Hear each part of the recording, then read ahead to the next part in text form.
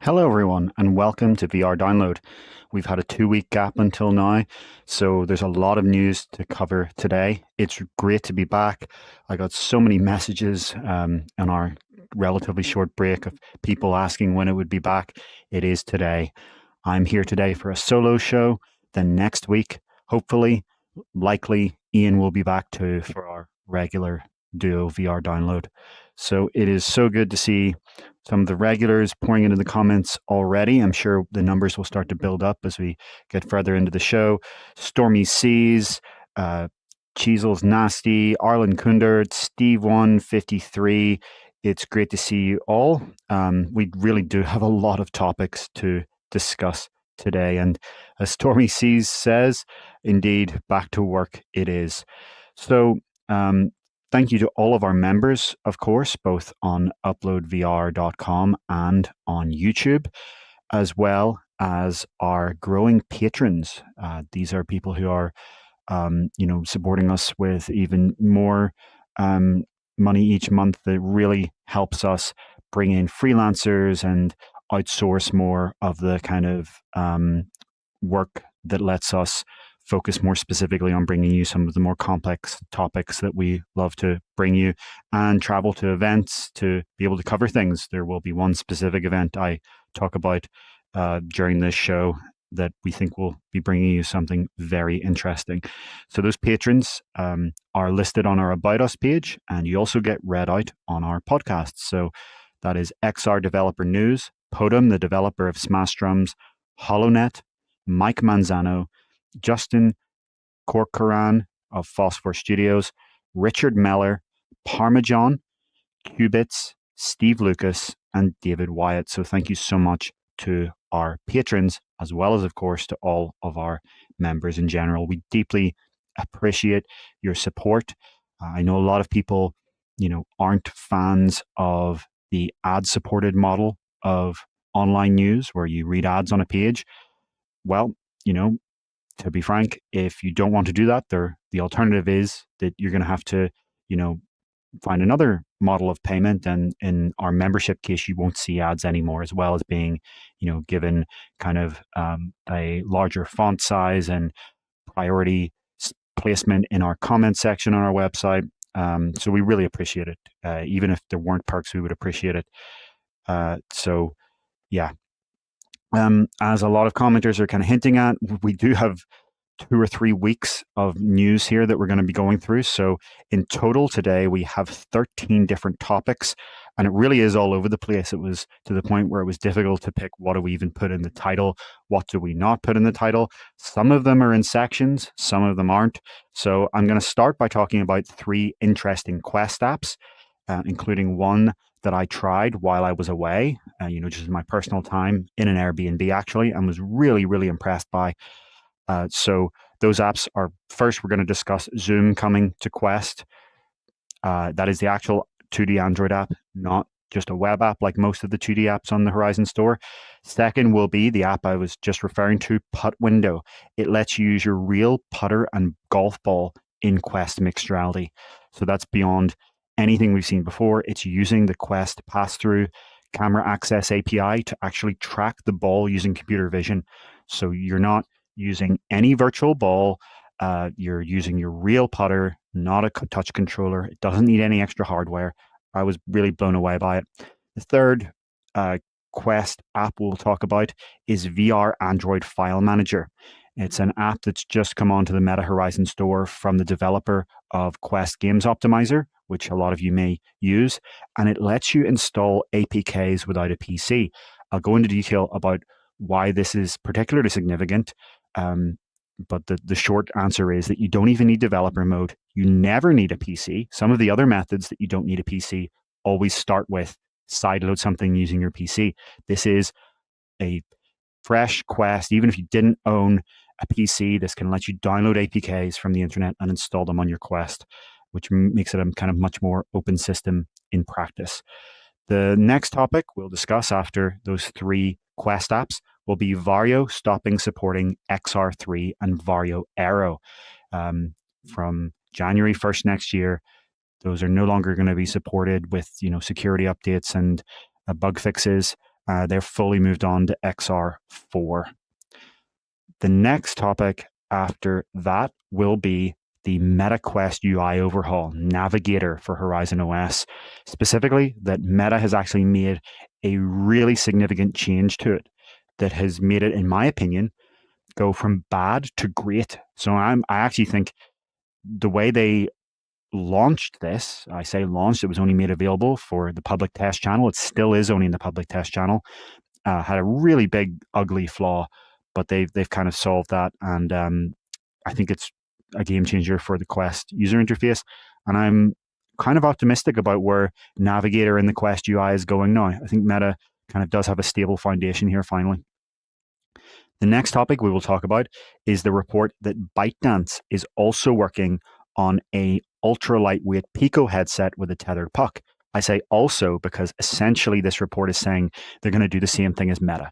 So if you read UploadVR, if you watch this show, you'll know I've said it many, many times that our sources, as well as sources from external outlets, suggest that Meta's next headset will be this ultralight headset with a tethered puck and an open interface. It looks like Pico, the headset company that's owned by TikTok owner ByteDance, is going to do the same thing as their next headset.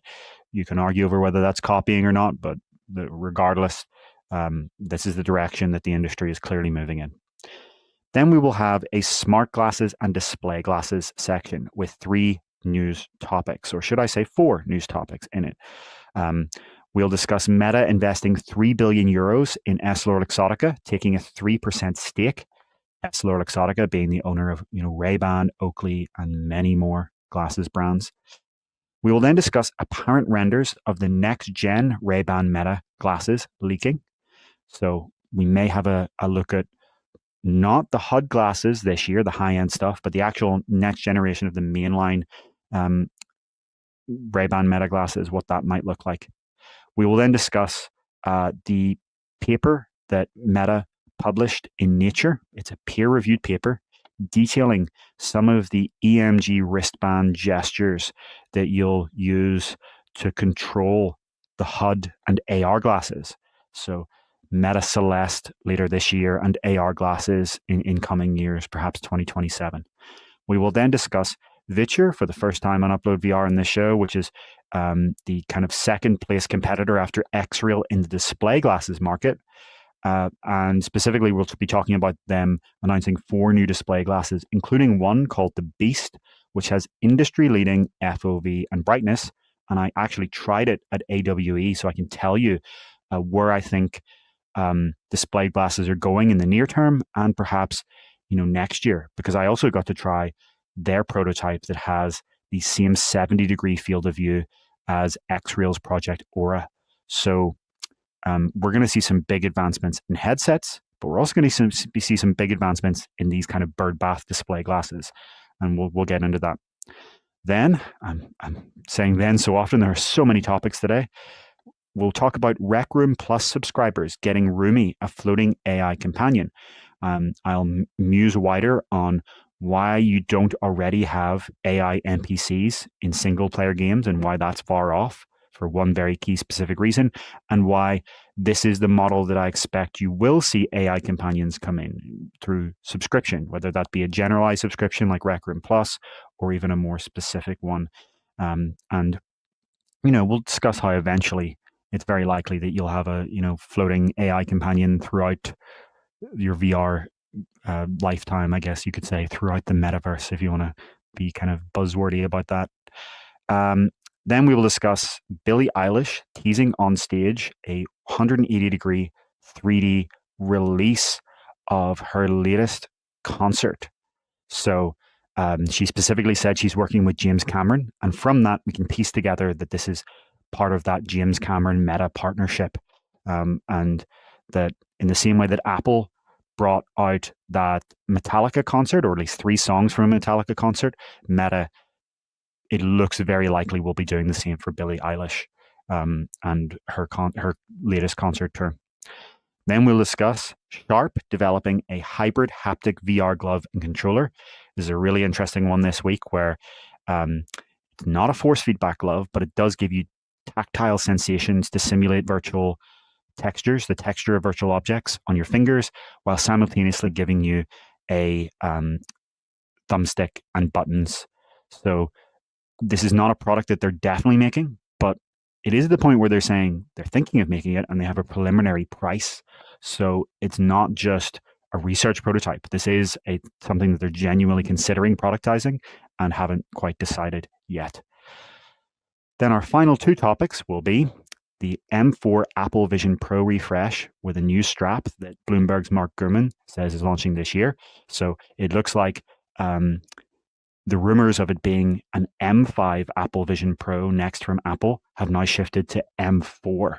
Not M5, but M4. Not going to make a dramatic difference at the end of the day, right? M2 to M4 is still going to be an enormous upgrade. But it looks like either the rumors were wrong originally or Apple is kind of scaling back its ambitions for that next Vision Pro.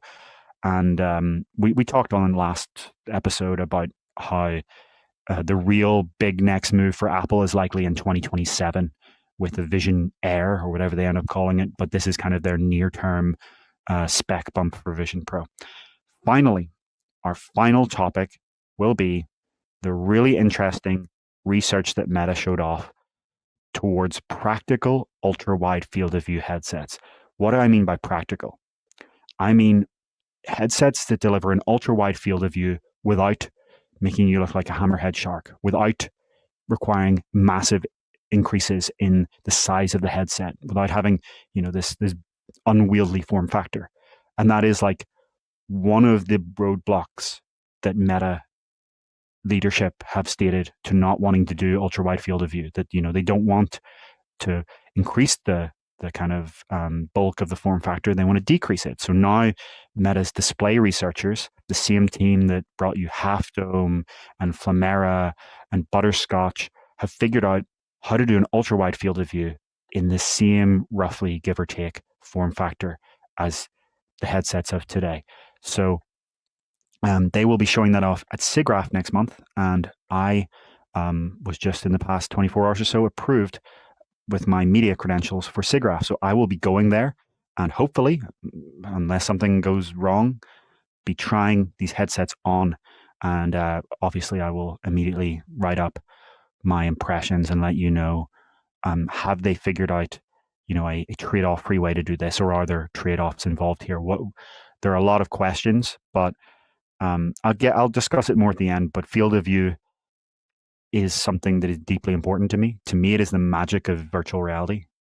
It is the number one thing that distinguishes it from playing on a traditional monitor or, using even just like a traditional 2D display. And we can debate that, but I'll get into the end. And at the end, it is roughly stagnated over the past decade. We've seen minor increases of, 5 to 10 degrees or so recently. But in general, if you'd asked me 10 years ago where I thought field of view would be in 2025, I would have had a clearly optimistic view. And I'm really glad to see that Meta is at least doing the research.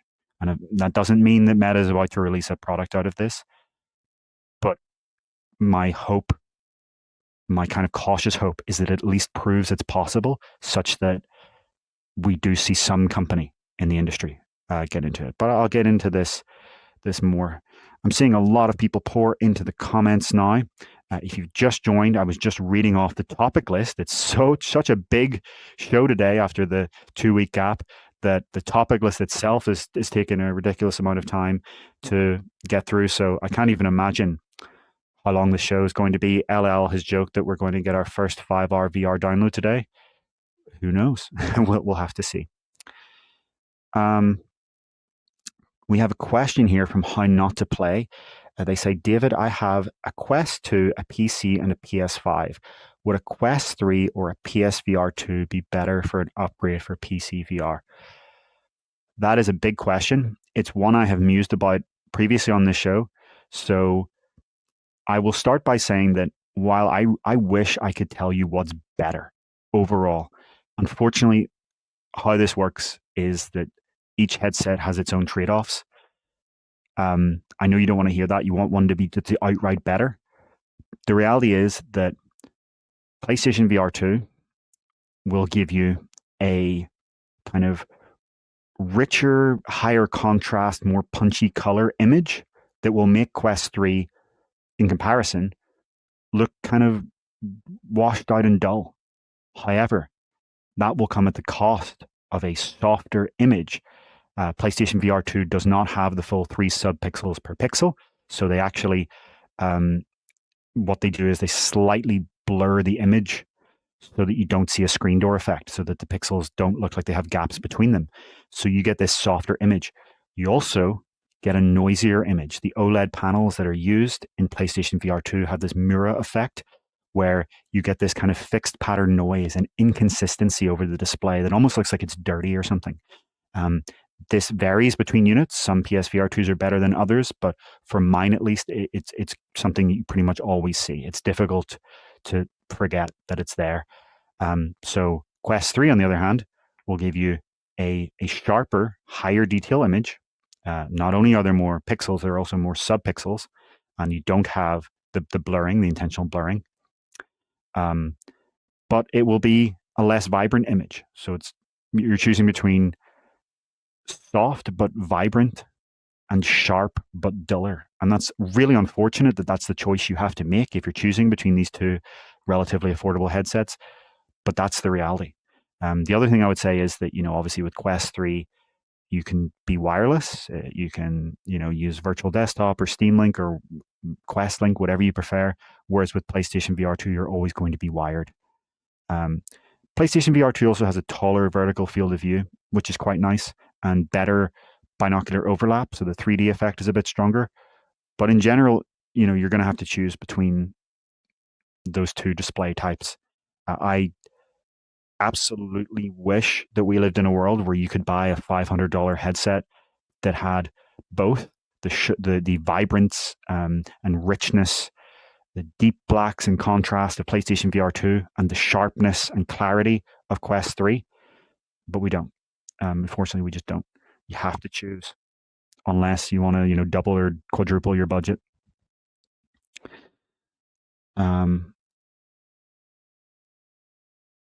Craig Melville is saying, you're comparing the image quality and the connection. You missed out VR and XR capability. Sure. So I think like the person asking was specifically talking in the context of PC VR. The obvious elephant in the room is that with Quest 3, you also have a full standalone system, right? You're not just limited to your PS5 and PC. You can, use mixed reality, completely wireless. You can take it in your backpack and use it on a plane. All of those things you have to take into account. But it's a decision you're going to have to make personally. So many people joining in here. I'm really glad to see everyone. Let's just get straight into our first topic, unless there are any other concerns. No, I think we can get straight in to that first topic. This is one I just want to briefly touch on. There's not much to say about it, but it's that Zoom has come to the Meta Horizon store on Quest as a 2D Android app. So technically, you could already use Zoom on Quest, but the way it worked was really quite strange. So a couple of years ago, Zoom came not to Quest, but to Horizon Workrooms. And so not an individual person could join a Zoom call, but a Horizon Workroom could, as you kind of see in this render image. So you would see the Zoom call on a virtual screen within the workroom, and the Zoom call would see you as one virtual webcam into the Horizon Workroom. The other caveat here is that it was only for paid Zoom calls. So Zoom Plus, Zoom Pro, whatever. It had to not be a free Zoom usage. So this is kind of a very niche way in which Quest already supported Zoom. I don't know if it was used much. Maybe some people use it. If you did use it, let us know in the comments. But what's arrived now this month is very different. It is just the same Zoom Android app that you would have on an Android tablet, but in Horizon OS as a 2D panel. That means you can bring it up, in your home environment, in pass-through, inside another app, since multitasking is obviously a thing on Quest. And it uses the same virtual webcam system that was introduced system-wide in V76 of Horizon OS. So as you can see in this image, if you're watching, you see a kind of virtual webcam view of your Meta avatar, and then you can use this with all the other Zoom features, right? So you can, as if it was a real webcam, segment yourself out, put yourself in one of the Zoom backgrounds. From Zoom's perspective, it's getting a webcam feed. I think we should obviously point out the obvious here in saying that this doesn't look great. I don't really understand the advantage of this personally. When you look at Apple Vision Pro has only just gotten to a place where I think that the personas have gotten good enough where I would want to use them in the currently beta Vision OS 26. The stable version is not good enough, from Vision OS 2. And it's only just crossed that threshold. This showing up as just a cartoon, which will have, have a kind of, I don't know. I don't see the real advantage of using this personally.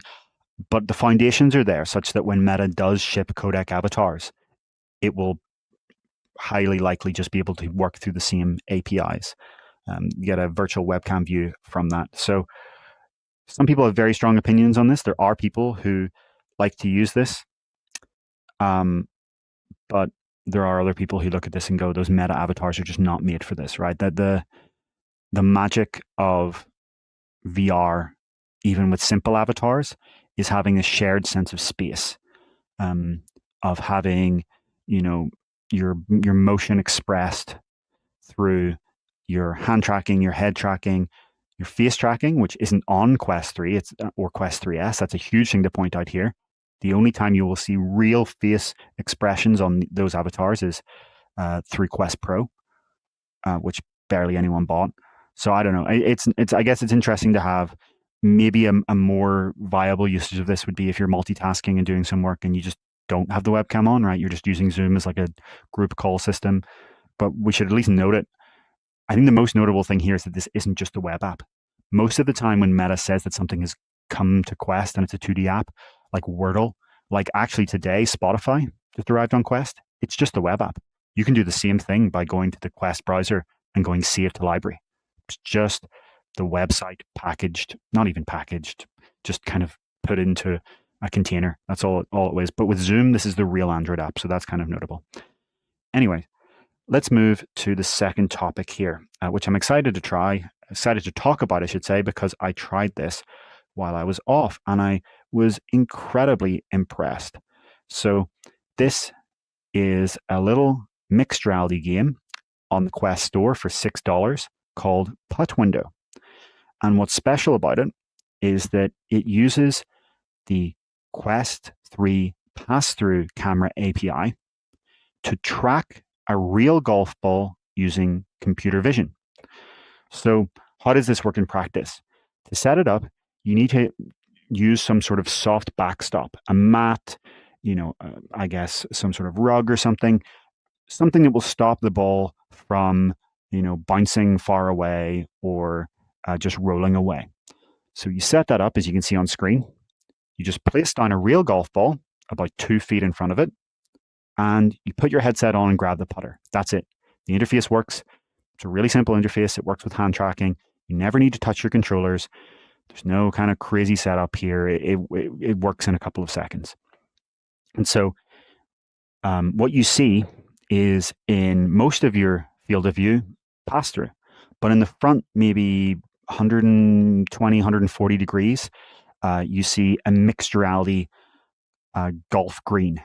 And how this works is for the first few fractions of a second after you hit the ball with your real putter, the app tracks the movement of the ball. After that, it spawns a virtual ball that continues the trajectory of the real ball onwards into the virtual green. So from your perspective, you putt into a virtual green and the real ball bounces back and the virtual ball goes on where it would. Sounds kind of a little bit complicated, but in practice, it just works. You feel like you're actually putting. You're getting the real haptics of touching the ground with a putter to start with and an actual ball. You're literally putting. It's not a virtual ball It's full real haptics. And so this lets you kind of practice putting on some really simplistic virtual greens. And this is probably the most impressive usage of the pass-through camera API I've seen so far. So for comparison, you may remember that earlier this year, Golf Plus, the kind of leading virtual golf app, showed off something somewhat similar. But in Golf Plus's case, it was a real putter, but a virtual ball. And they tracked the putter by attaching the $130 Logitech MX Ink tracked stylus to the top. So interesting experiment, but I don't think many people are going to go and buy, $130 stylus and attach it to the top of their putter. Plus, you don't get to hit a real ball, so it's not the same kind of feeling. You don't get that real contact feeling. With this approach of tracking the putter, you have to then simulate what the putter hitting the ball will do. Whereas with the approach of Putt window, the real world is handling the first few fractions of a second of the physics, the kind of hard part.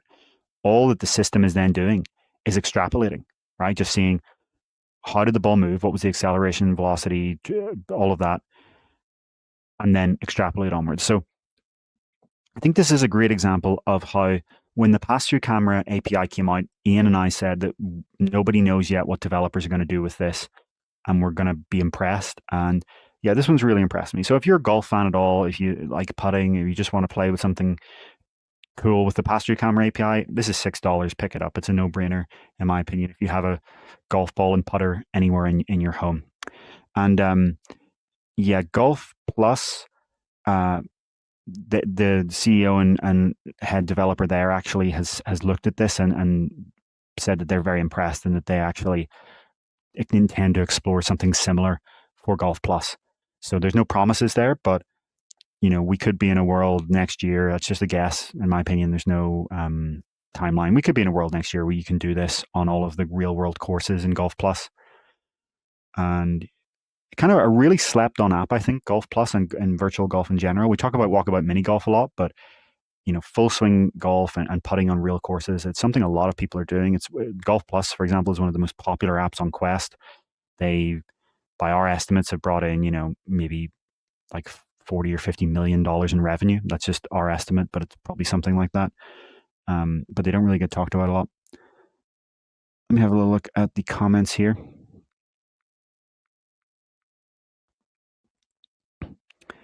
Biggs is saying that this is an example of how Quest 3 is the first viable mixed reality dev kit to do brand new things. Yeah, I think the pass-through camera API has made it so, right? We're starting to see these real-world usages. Walkabout Weekly is asking, what's the app called for $6? It's Putt Window. Putt Window. You can go on to UploadVR.com and find a link to it in a recent article. We covered it recently.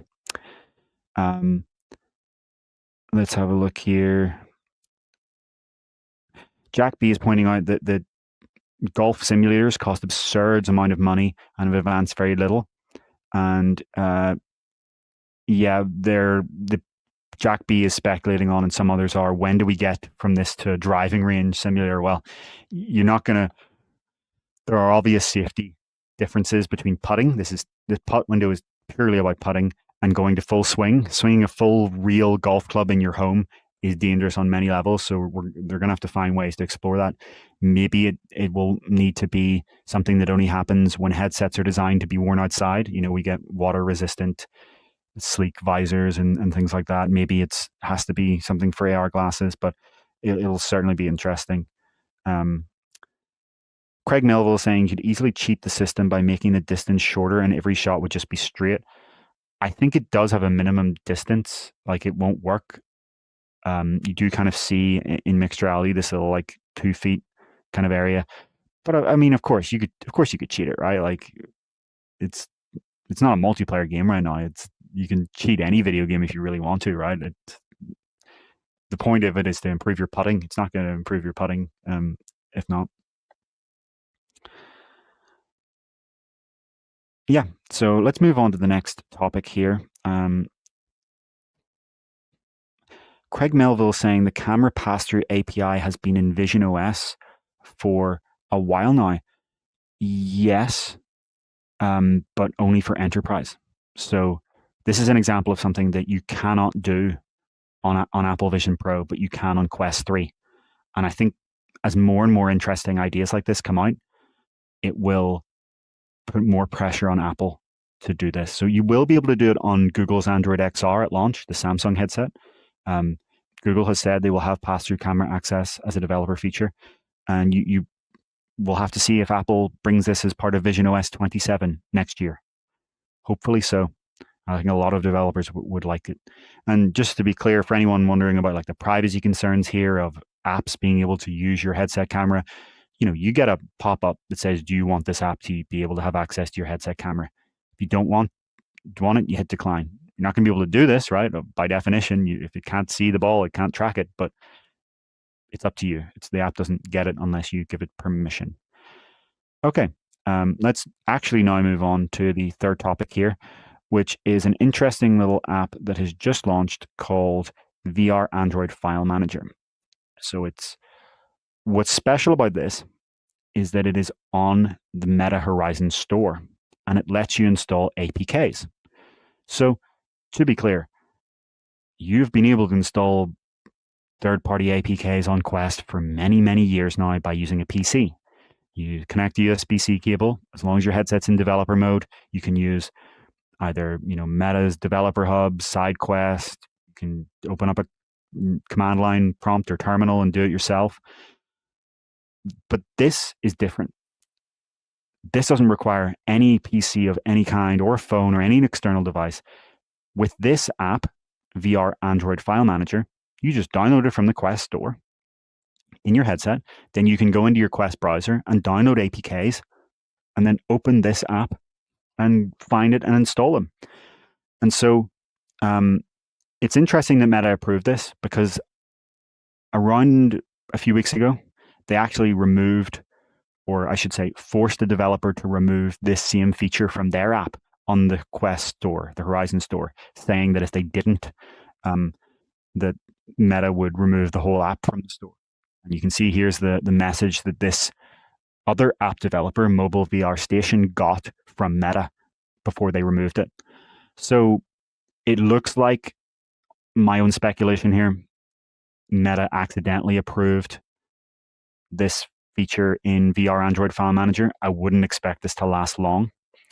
But I think this brings up a kind of tension with Mark Zuckerberg and Andrew Bosworth, the CTO of Meta, and Zuckerberg obviously being the CEO, talking about Quest as the open platform alternative to Android. And it's the open platform alternative to Apple, I should say, to be clear. The Vision Pro is obviously very closed. You can't sideload in any way unless you're a developer using your own app, right?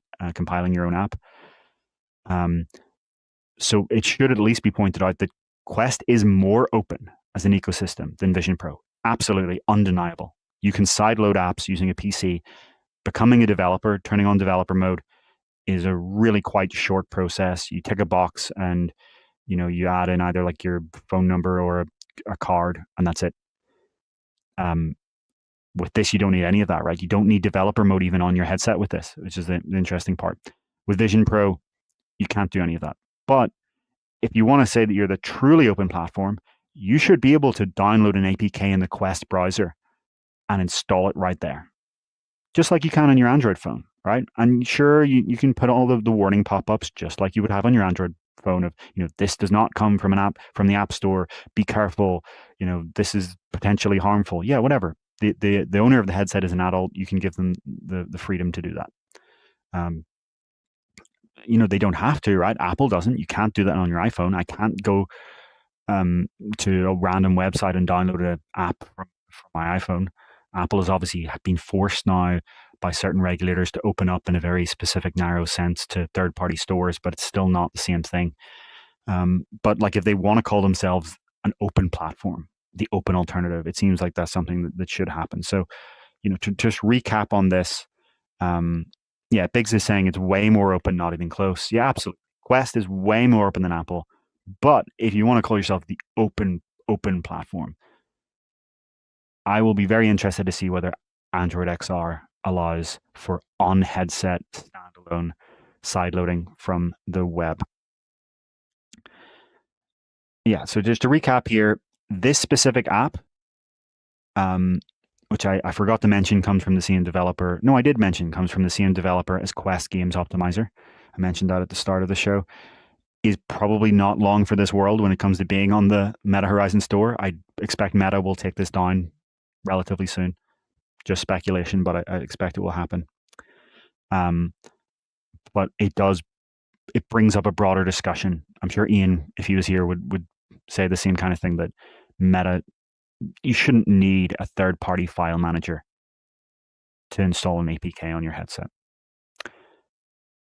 Okay, let's move on to our fourth topic of today. That fourth topic is that Varjo will stop supporting Varjo XR3 and Varjo Aero next year, at the end of this year. So from January 1st, Varjo will no longer support XR3, VR3, and Aero.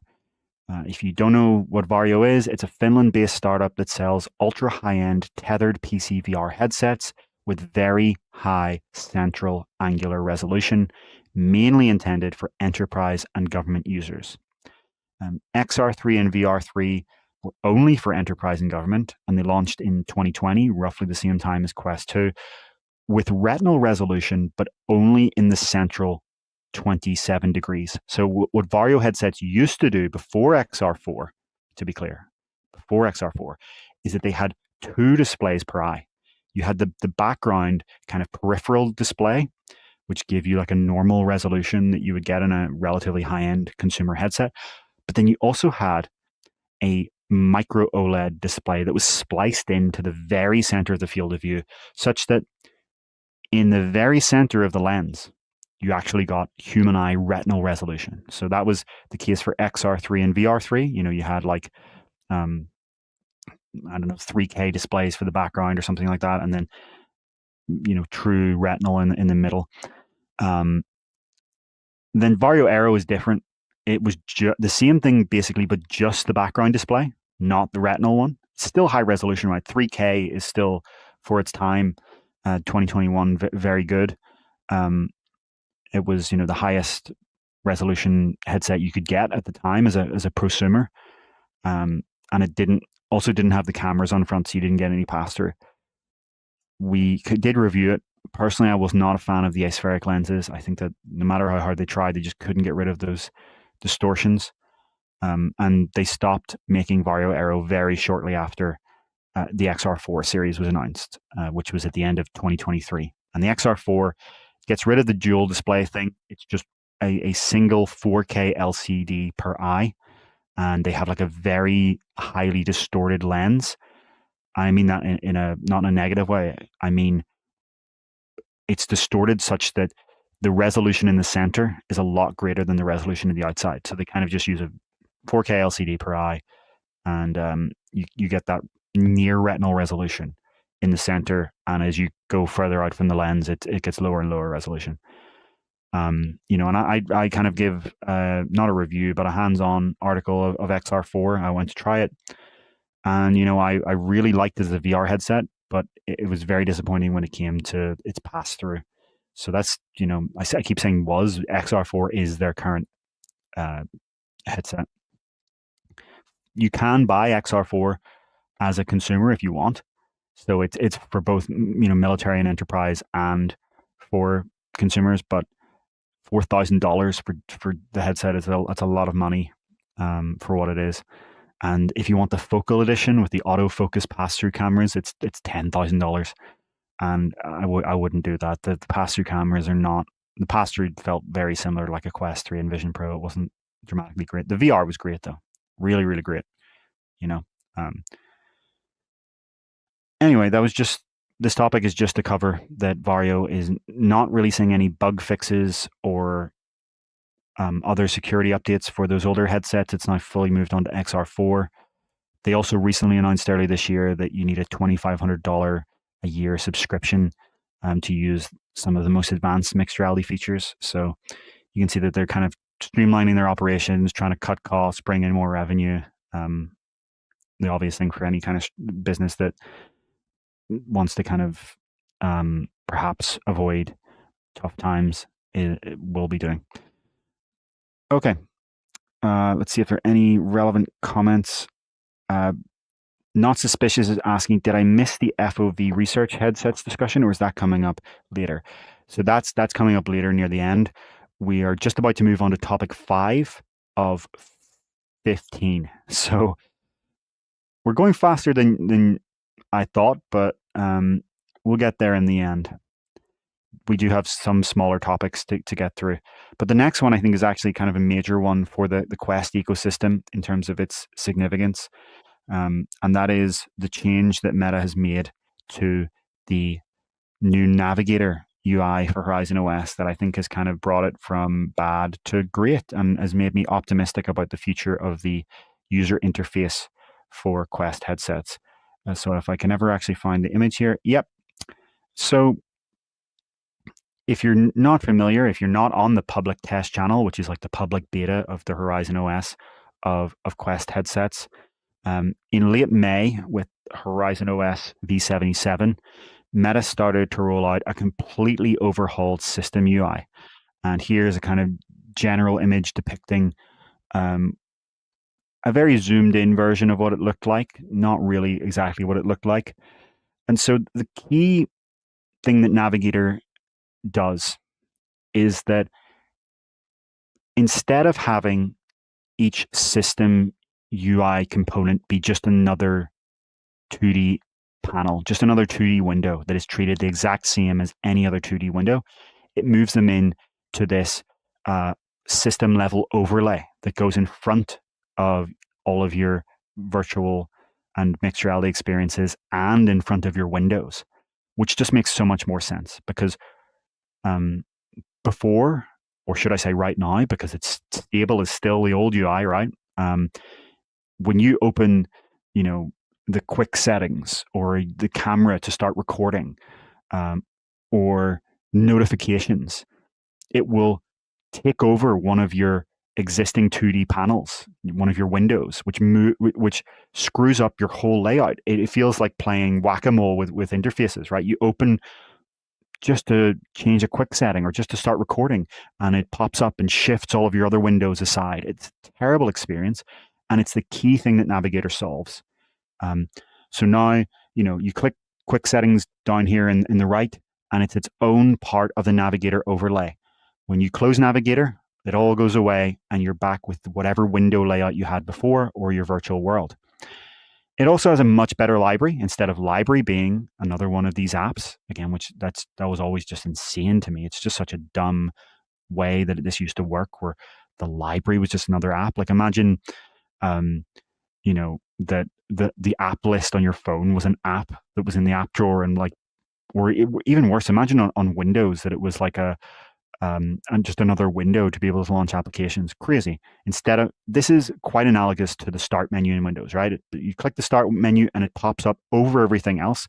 You do what you need to do, right? Change a setting or whatever, open an app, and then it goes away and it doesn't screw with your window layout. It's also a better library in general because, it's got more apps per page. It's not using these giant oversized previews. You can now pin, I think it's up to 10 now. You can pin up to 10 apps to the top. So you're not just going by either recent or alphabetical, right? You can pin all your favorite apps and have them here so that you have access to them whenever you need. And in general, the same thing for recording, right? You click the recording button down here and you're able to start recording without screwing up your window layout. So that's the key thing about Navigator. The big flaw of Navigator, flaws may be the wrong word, but I guess per decision, was what you see behind it. When you opened it at launch until a few weeks ago, it would have this big, ugly, kind of grayish purple cloud covering it. And I get the core intention here. I understand that the issue is contrast. You want to have some contrast between the overlay and the background, but this just wasn't the right way to do it. It was so ugly and inelegant. And so the big change here is they just got rid of it. They replaced it with dimming. So now you open Navigator and you just see Navigator and your background, whatever that happens to be, pass through or virtual, just gets dimmed down. I think they should probably introduce a configuration for that, right? The amount of dimming, things like that should be customizable. Maybe for people who really want it. Apologies here if you hear any noises. I just have to swap between two different batteries. Um, maybe if people really want it, you could bring an option to bring back the original cloud. I don't know if I actually liked it though. But I think this is just such a better change. And I'm now at the point where beforehand I was like, is this really what they're going to do? More optimistic. And we should obviously point out that there is a deep resemblance here between the Apple Vision Pro interface, right? It's obviously these are rounded rectangle icons instead of circles, but and you're scrolling vertically instead of horizontally. But otherwise, if you take away some of this peripheral stuff, there's obviously deep inspiration there. I'm sure Andrew Bosworth will claim that they were working on this before Vision OS even came out, but come on, there's definitely a similarity here. And I don't think that's a bad thing. I think Apple kind of had the right approach for a system level overlay, for not making each system feature just another 2D app panel. And I think it's good that Meta's following it. So let's see what people in the comments think here.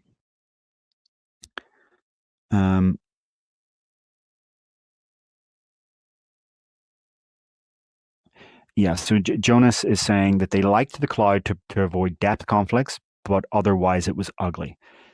Yeah, I still think that like you're going to see some depth conflicts here. Apple's approach is actually that often they just get rid of the virtual environment. So you bring this up, say you're in Job Simulator and you open up the menu, they just hide the whole virtual world and bring you back to pass through. That's an interesting one that I think Meta should perhaps think about. But in some ways, people who are, I guess, not interested in coming back to the real world, who want to stay in their virtual world even when they want to change a setting, might not like that. I think the answer here in many ways is this all should be optional, right? Like there are some things I don't think should be optional, and you'll often hear me rant about like there's no point in making this an option. It's just going to make people have a worse experience. I think something like this is just really going to be personal preference. The other thing should be that the amount of dimming. Meta could probably do some sort of image analysis to determine how much dimming do you need to do for contrast. But even a much simpler solution is just allow the user to configure it, and then they can pick whatever they want. Yeah.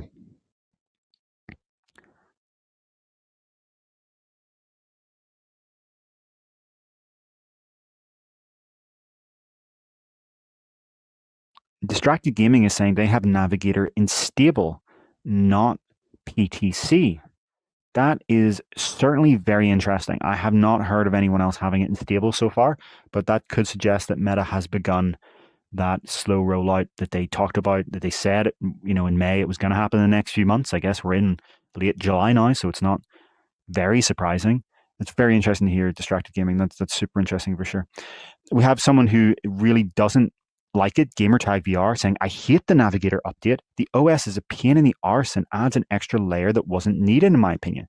So I wonder what you think about Gamertag, the issue that I brought up of panels. Did you really like that if you wanted to change a quick setting, it would move all your panels out of the way and kind of like either replace one of your apps? Did you like the fact that like after the third app, you would lose all persistence? Did you like the library being just another little app pinned down there? I wonder like how much of this is, I completely respect your view. If you have a different view, 100%, but I wonder how much of this is just that you and I have been using the old system for 5 years now, and something new is going to take a while to get used to. There is this kind of, I guess there's this effect where the original example of this was back when Facebook used to change their UI, where people would widely complain and say, I hate the new UI, it sucks. And then a few years later, they'd be so used to it that when the next UI came out, they say, I hate the new UI, I love the current UI, but it's the same UI that they were complaining about before. Same thing happens with Android, with iOS, with Windows. There is, the system operating system is something so deeply personal. You get used to it and you have a comfort and familiarity with it. I just think like, to me, I don't see how this is like, I don't really get what you mean by it adds an extra layer. The same thing always happened, right? You press the start button, the meta button, I should say, it brings up an interface of some sort, and you use it to launch a new app. To me, having all of the apps here, um, in a way where I can pin them and in a large way that resembles Vision OS is superior.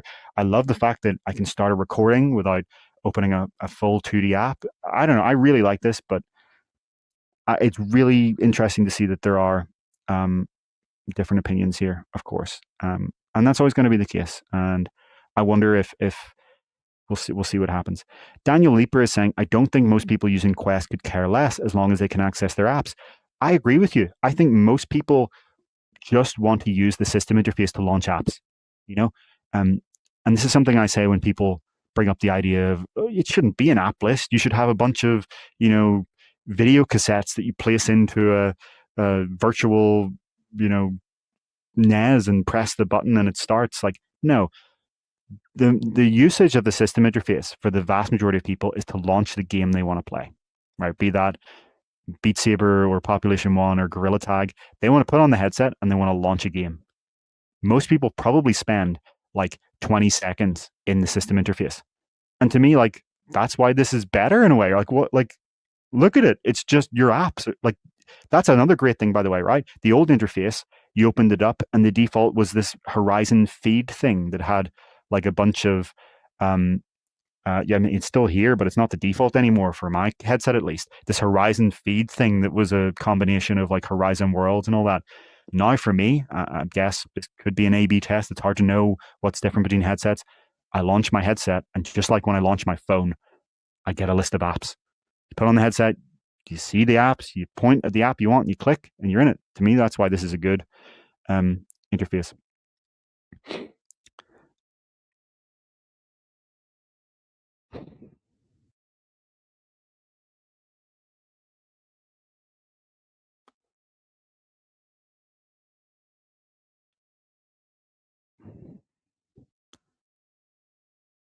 Sorry for the silence here. I'm just having a read of the comments. It's very interesting to see other people's views here. James Howe is saying, the 3-window Max was tidy, just a bit limited. The new nav window is hiding everything behind this other area.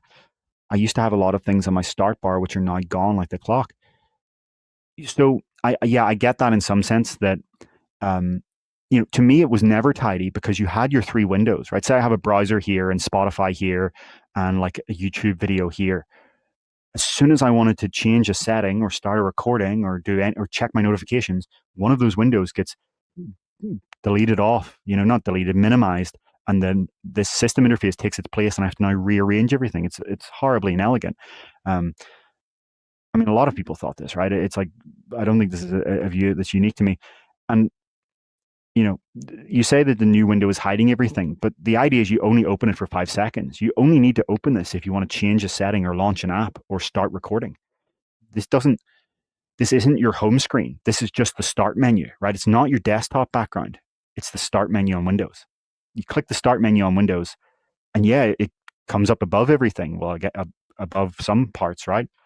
But then you click the app you want to launch on Windows, right? You move your mouse, you click the app and the start menu goes away. You open an app here and this goes away, right? It doesn't stay. But I agree with you that maybe the little kind of sub menu thing they have now, the should obviously maybe have the time on it. That would be nice.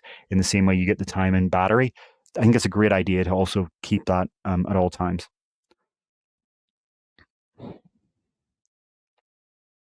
Jonas is echoing my view here that the rearrangement was just terrible. Yeah, it just didn't work.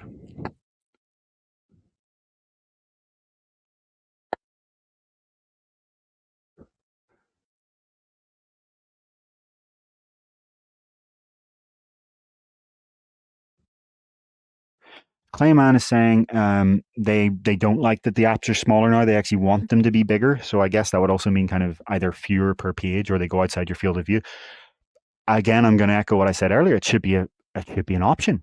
I think it is on every other OS, right? On Android, on iPhone, you can change the size of your app icons. It should be an option, right? It should be up there or in the settings, and you can make it as big as you want. All of these things, these little details, I'm not going to debate anyone about. You're all right. Like all of the details everyone's bringing up here, they're totally valid.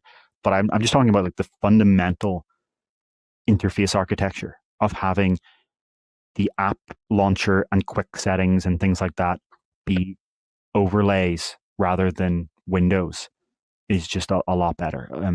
There's no other OS that has the all of the things I just said. Like, the equivalent of the quick settings on your phone is the control center, right? Or the Android, whatever they call the swipey down thing. Imagine if you just wanted to like toggle on Bluetooth and it opened up like an app. The analogy doesn't actually quite work when you talk about a phone because it is an inherently kind of single app interface. But you can kind of imagine it on a PC. Imagine you had your triple monitor setup, and if you just wanted to launch a new app in Windows, it would like take over one of the monitors, and then you kind of closed that system again, and it had moved all of your windows about. That's kind of what I'm saying. Anyway, I think we've discussed this enough. Really interesting to see other people's opinions here. Crispy is saying, do we have any other images of the new UI? You can go to uploadvr.com and find my article. This is a screenshot from that video in my article where I show you the new UI. And if you opt into the public test channel, you can see it, though I would always note, do not opt in to a beta version of an operating system unless you're looking for bugs. That's advice not just for your Quest headset, but for every other device. I am not going to disagree with anyone that Quest is quite a buggy system. It's the buggiest device I own, but there is a massive difference between the stable and the PTC. If you're on a beta version of an operating system, this is going to sound harsh, but you don't get to complain that it's buggy. It's literally what a beta is. And this goes for every other company. It's not just Meta. If you put the iOS beta on your phone and there's a bunch of bugs, congratulations, you've got a beta operating system on your phone. Of course there are. If you have the Windows Insider preview, whatever your device, do not install a beta operating system if you don't want bugs. So just keep that in mind as a massive kind of caveat. Guy Godin pointing out that there is no QA even before things are released to PTC. I think maybe you mean from PTC, but yeah, I'm totally not going to disagree. Quest is buggy already, but I'm just saying it's even buggier if you go to the PTC.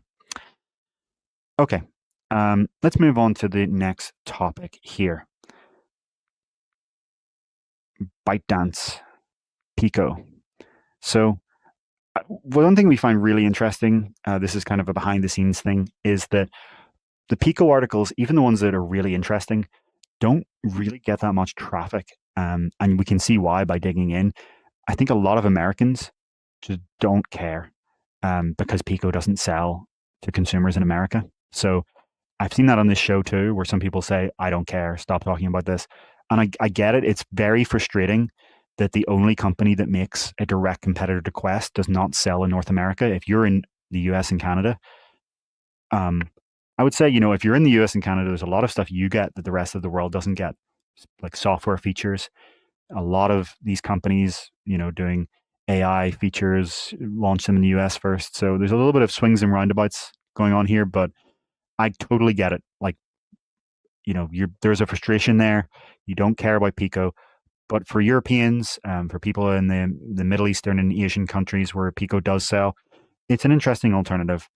And it's good that there is a direct competitor to Meta. We talk about Vision OS, Apple Vision Pro, and Android XR and the Samsung headset being competitors to Meta, but they're not really, right? Like a $3,500 headset is not real competition. And Samsung's headset is probably going to be thousands of dollars as well. So the only direct competitor to Quest is Pico 4 Ultra today.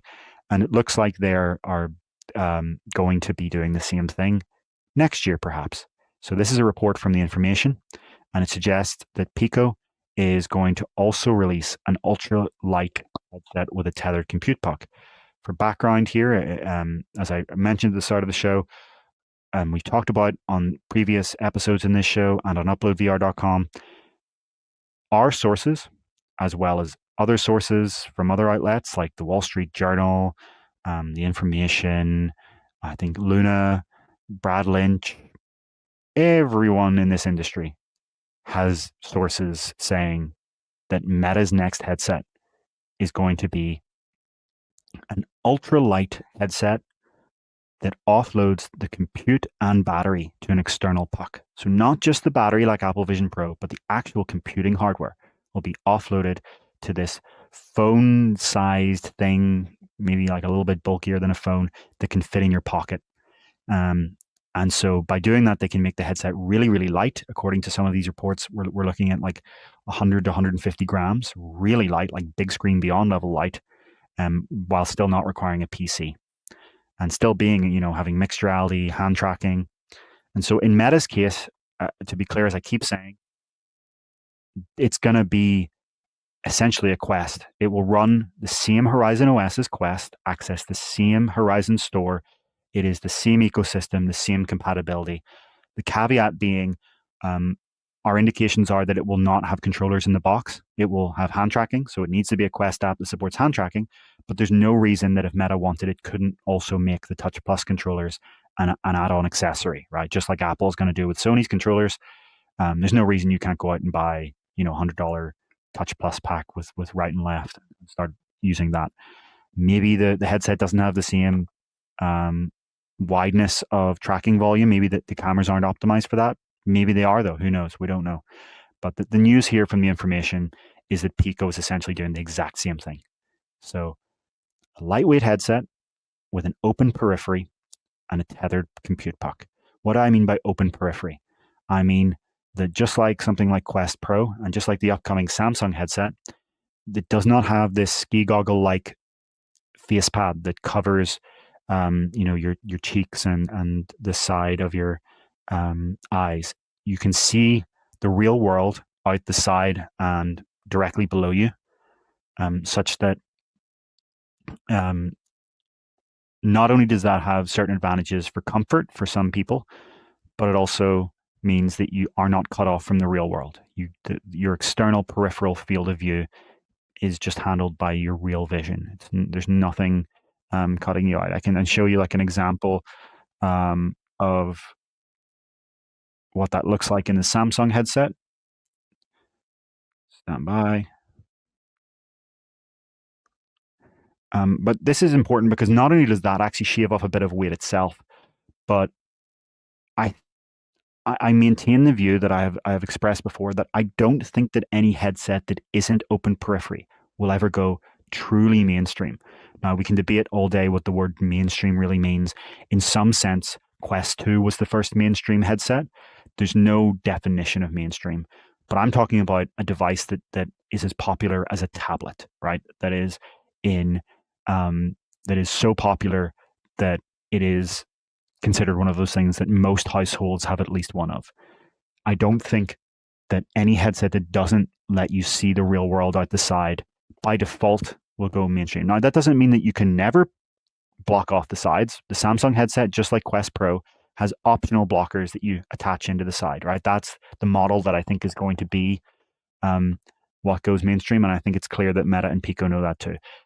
Not only because people want to be able to use the mixed reality interfaces, like bringing up a giant virtual cinema screen or having a triple monitor work setup without cutting off their view of the real world, their kind of peripheral awareness, but also because people often don't want something smushing against their face, especially women who are wearing makeup, right? Like this is something that if you ask any women about the practicality of wearing and using a headset for general computing, they'll bring this point up, and it's completely valid.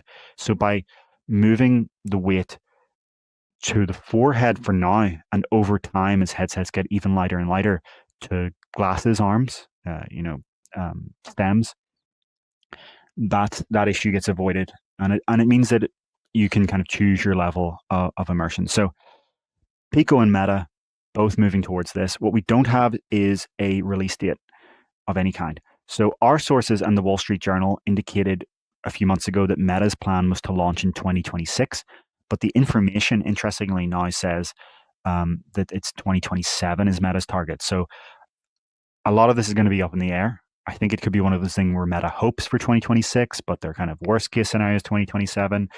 We'll have to see. We don't have any official confirmation from Meta here, but it is clear that this is what's coming next. And as we did report before, the traditional form factor Quest 4, the leading candidates for that have been cancelled in favor of all hands on deck, focusing on the lightweight headset. And yeah, it looks like Pico is doing the same thing. Pico already had cancelled their Pico 5. So it looks like this is their next headset as well, unless there's something that no one has spotted coming from Pico. Let's see if there are any comments here. Stand by. As I always point out, not to moan, but it's very difficult to do a solo show here and manage the comments and topics and media. But we figure it out. Let's see what people have to say here.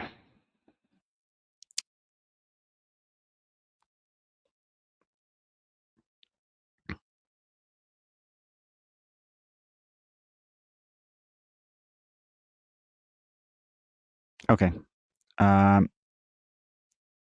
Here we go. A lot of comments here. A lot of people giving their views here. Really quite a lot of views. Okay, LL saying that they're in Europe and they don't really care about Pico either. I get that in some sense. Mastoras Mars asking, does Pico not like money? Why not come to the USA? So Pico is owned by ByteDance, the Chinese tech giant that also owns TikTok. And one of the big political debates in the US over the past few years has been whether or not to ban TikTok. And TikTok's Western CEO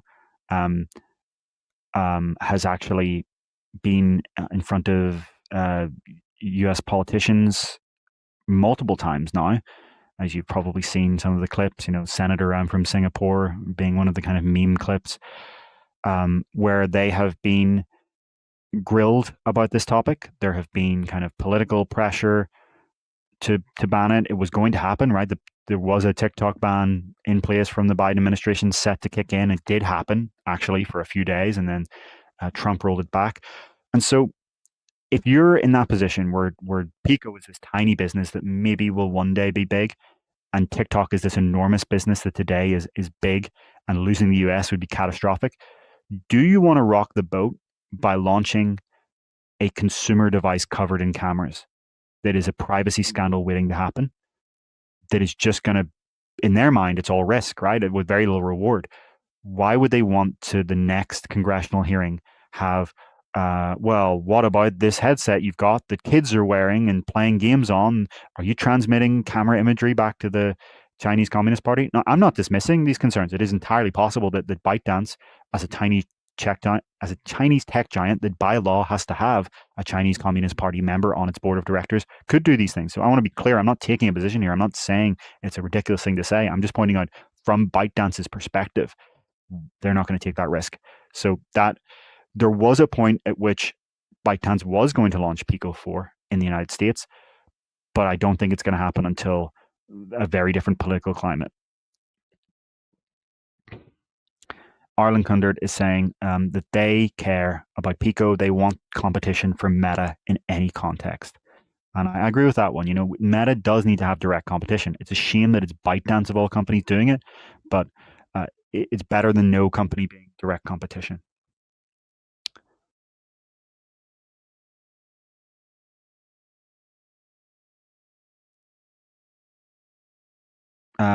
VR Ready and Biggs are both bringing up the question of what kind of performance should we expect from these tethered pucks? And that's a really, really good question. So a lot of people expect that the puck actually increases performance, and that's not the case if it has to fit in your pocket. If you're developing a puck that will never go in the user's pocket, something that sits on a desk in front of them, for example, that looks more like a Mac Mini than an actual kind of, displayless phone, you can deliver better performance, right? That's essentially what the PlayStation 5 is. It's a kind of compute unit that sits on the desk in front of you, and you plug in the headset and it powers the headset, right? That's what the PS5 and PSVR 2 is. Look at the size of that to get to a dramatically greater performance than a mobile chip. The issue comes down to thermals. If you have to fit a puck in your pocket, then there's nowhere for the hot air being exhaled by the fan to go. It's going to be in a nightmare scenario where it's in a very constrained small situation. It's just going to get hotter and hotter in thermal throttle, as well as making you very uncomfortable, right? Your pocket's going to get warmer and warmer. The performance requirements of VR and mixed reality are really quite immense. So how do they square the circle here? How do they get a puck in your pocket that doesn't do that?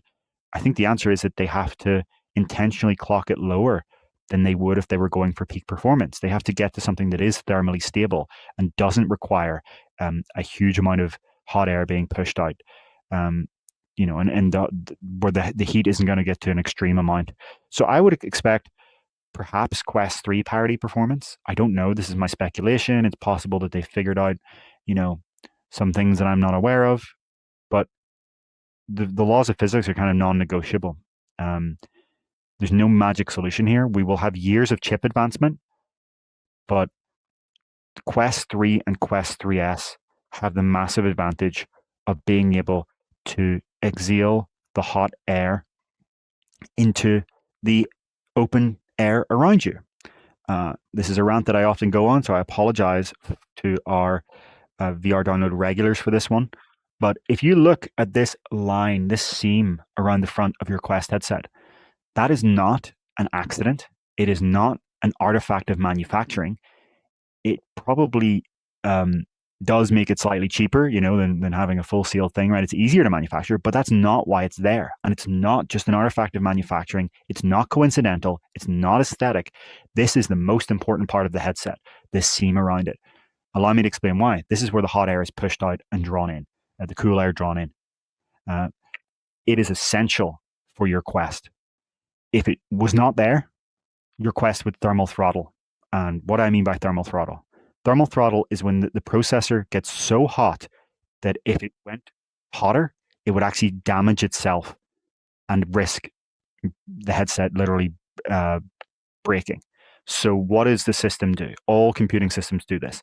When they get to that temperature, the temperature beyond which it would be dangerous for the system's health, they reduce the clock speed of the CPU, the GPU, or both, such that the temperature will come down.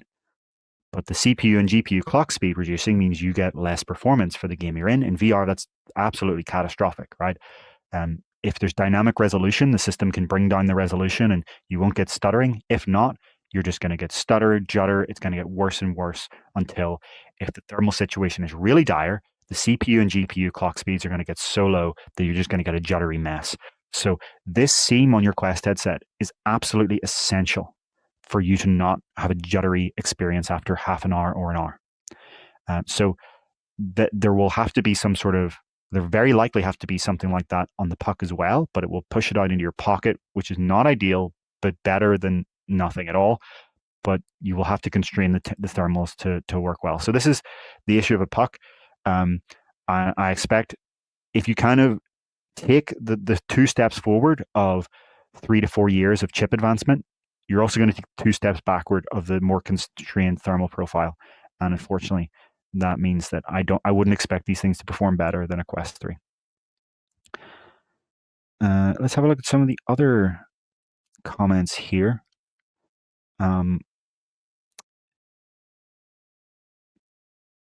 People couldn't do standalone VR in the buff if they have nowhere to put the puck, says CJ7. I'm guessing in the buff is a colloquial term for naked. I guess that's true. Maybe I'm misinterpreting you, but yeah, you would have to sit down and put the puck on a table or on a chair beside you.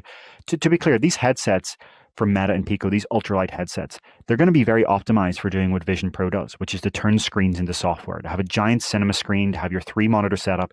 They're designed to be used seated. So the puck isn't a huge issue, mostly, in that you can place it on a couch, on a table, on the chair beside you. It's still an issue, right? I said this in my Vision Pro review. You snag it often, but with an open periphery design, I think that's going to happen less because you'll actually be able to see the cable. It's not a cable that you can't see. That's the worst case scenario for snagging and accidentally pulling. Guy Godin, the developer of Virtual Desktop, is in our comments reiterating his long-held view, ironically, given the app that he produces, that productivity is not a good idea for headsets. He says that productivity has been proven over and over to not sell headsets, games, and entertainment do. That's despite the fact that many people use Virtual Desktop for productivity today. But I do take your point. And as I've said before, it's a bit of a weird counterfactual because like today, the headsets are low resolution and bulky. The high resolution ones are unaffordable. If you can get a headset that is slim and light, comfortable to wear for extended periods of time, and high resolution, only then do you know whether the market wants headsets for productivity. Now, look, if we get headsets that are slim and light and have an open periphery and have high resolution, and people still don't buy them for productivity, Gigo, you will be absolutely right. But until then, who knows? Who knows? I personally think it's like when I use my Vision Pro for productivity, I think it's fantastic. The only thing that is missing is the fact that it's incredibly heavy and bulky.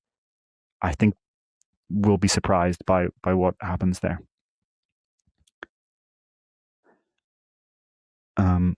Let's see.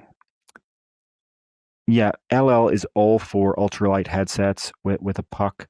They think that it'll be, whoa, you can't go back moment. Yeah, I mean, it's going to be super interesting to figure out what happens here, right? So we're going to be in a situation where there is this dire trade-off. The puck is not a trade-off free solution. The snagging is real. It does suck compared to the magic of picking up a Quest headset and putting it on and just having everything work. No cable management. Like that is a big reason why Quest took off, that there is no cable of any kind. And it is going to be a big trade-off. But if the advantage of that trade-off is that you get something that is comfortable to wear for extended periods, that doesn't hurt your face, that doesn't feel heavy, let's see what the market thinks. It'll be very interesting to see what consumers think. Yeah.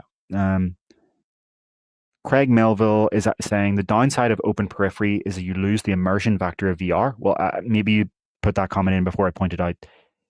With an open periphery headset, you just put clip on peripheral blockers and you get the blocking of VR. As long as the headset supports that, which the Samsung headset does for sure. Like we know that it comes in the box. The Samsung headset does have peripheral blockers in the box. Quest Pro did. We don't know if these Meta and Pico headsets will, but I would be surprised if they didn't. Steve Barr says, does a headset need open periphery if it has decent pass-through?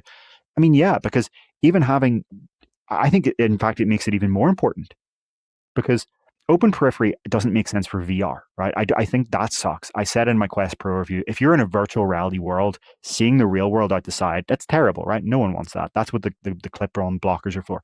But in mixed reality, if you just have like some monitors up in front of you or a giant screen or something, like why would you want to not see the real world? It actually makes it feel better. There's this weird subjective effect I've noticed, by the way, when I use these open periphery headsets. The pass-through feels better for some reason. When you take the clippers off, the blockers off, something about being able to be grounded in the real world with full high-resolution view in your periphery makes your brain think the pass-through is a bit better. Really fascinating phenomenon, actually. Yeah. So how not to play says, I don't see why you couldn't just put the puck on a table. If you're seated with a table beside you, you could, but you have to design these headsets knowing that if it can fit in your pocket, people are going to put it in their pocket, right? You could put a big warning, like I guess you could be, do not put this thing in your pocket. But I think the reports that we've seen suggest that Meta wants to make it fit in your pocket. It is entirely possible. I guess it would be an interesting solution to say, in giant red letters on the box, do not put this in your pocket. Do not constrain it. Give it open air. I think, that does limit the usages somewhat, right? If you're like using it on a plane or a train, maybe it's a little bit less practical, but interesting idea, I guess, to not allow it. That'd be super interesting. Lil Scampy is very pro TV replacement, saying they want a headset that can allow them to do fitness and gaming, fitness and videos. Yeah. Okay, there's so many views here. I really appreciate all this, but we're gonna have to move on. If we had a 2-person show, we could probably read them out. But I'm glad to see all of the conversation going on here. So. Yeah, let's move on to the next topic. We now have a section about smart glasses and display glasses. So the first topic here is that Meta has invested €3 billion into EssilorLuxottica, which gives them a roughly 3% stake in the company. Let me just bring up image here. Stand by. Yes. So, for the unfamiliar, EssilorLuxottica is a Franco-Italian eyewear giant. Some people describe it as having a pseudo monopoly, essentially a monopoly on eyewear. It owns iconic brands like Ray-Ban, Oakley, Oliver Peoples, Persol, and has exclusive licenses with Prada, Armani, Burberry, Chanel. It also owns Sunglasses Hut and has more than 18,000 retail stores in total worldwide. So it's huge, right? It is. If you own a pair of designer sunglasses, it probably was made by EssilorLuxottica. Um, Last year, multiple outlets, including the Wall Street Journal, reported that Meta was in talks to take a stake in EssilorLuxottica. Now, Bloomberg and Reuters have reported that Meta has completed a €3 billion investment, 3% stake, and it's considering increasing that stake to 5% in future. So this gives Meta a say, more of a say, I should say, in their future eyewear partnerships. Obviously, so far that has been the Ray-Ban Meta glasses. We've just seen, this summer launching now the first Oakley Meta glasses, the Oakley Meta Houston glasses. Reportedly, they will have Oakley Meta Sphera glasses later this year with a camera in the center and the kind of more sporty visor look. And I think what makes this interesting is that it makes it more likely that we will see HUDs and perhaps even eventually augmented reality arrive in some of these EssilorLuxottica brands, because all signs indicate that Meta's HUD glasses coming later this year, with the small monocular HUD heads-up display in one eye, will be a Meta branded product because EssilorLuxottica didn't like the bulk needed for the waveguide projector. But if Meta now owns a stake in this company, they're going to have more say. Now, it's only a 3% stake for now, 5% stake soon perhaps, but that's still more than 0%. It also staves off other companies. Google actually was reportedly once very interested in trying to steal the EssilorLuxottica partnership off Meta, but obviously Google lost that. And I think a month ago or so, Google took a 4% stake in Gentle Monster, one of EssilorLuxottica's rising competitors. So this is, it's very clear that all the tech giants are getting into smart glasses. Apple reportedly is going to release them either next year or the year after. Google is working with all of these other companies, pretty much everyone but EssilorLuxottica, right? For Gemini glasses. This is going to be a very heated space. The Ray-Ban Meta glasses are selling very fast, past 2 million units in February, probably a lot more now. I've seen them in public more and more, actually. While I was off, I was on a train um, sitting across from someone, and I noticed they were wearing the Ray-Ban Meta glasses. I also went to a concert, and I saw someone walk past with the Ray-Ban Meta glasses. And this is both of these times are in Ireland, right? This isn't actually in San Francisco or even California or some kind of tech city. This is in relatively rural Ireland. So I think this is becoming a mainstream product faster than a lot of people may think.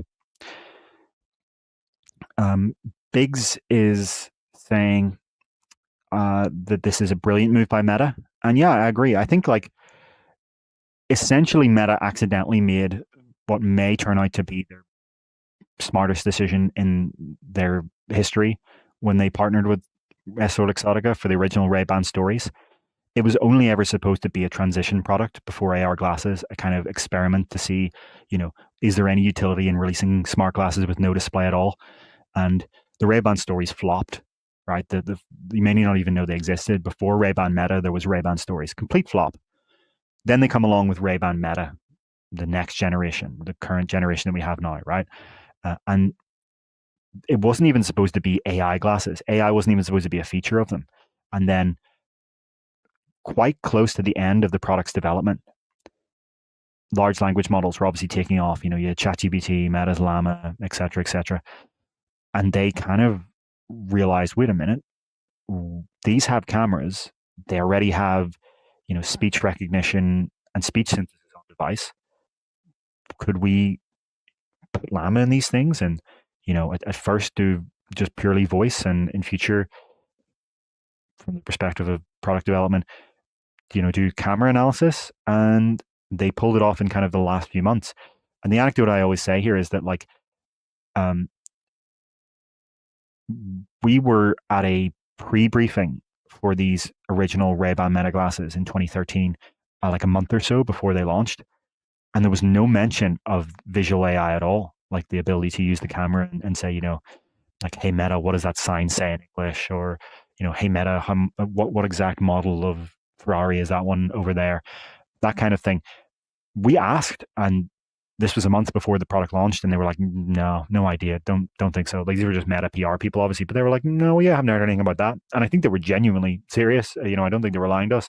And then they get announced, and it's a big flagship feature. It really was that last minute, and so just by sheer accident, they they became the first company to release AI glasses, as I guess they're now called now, and have now defined the category. And so the partnership was just an experiment that has now become huge.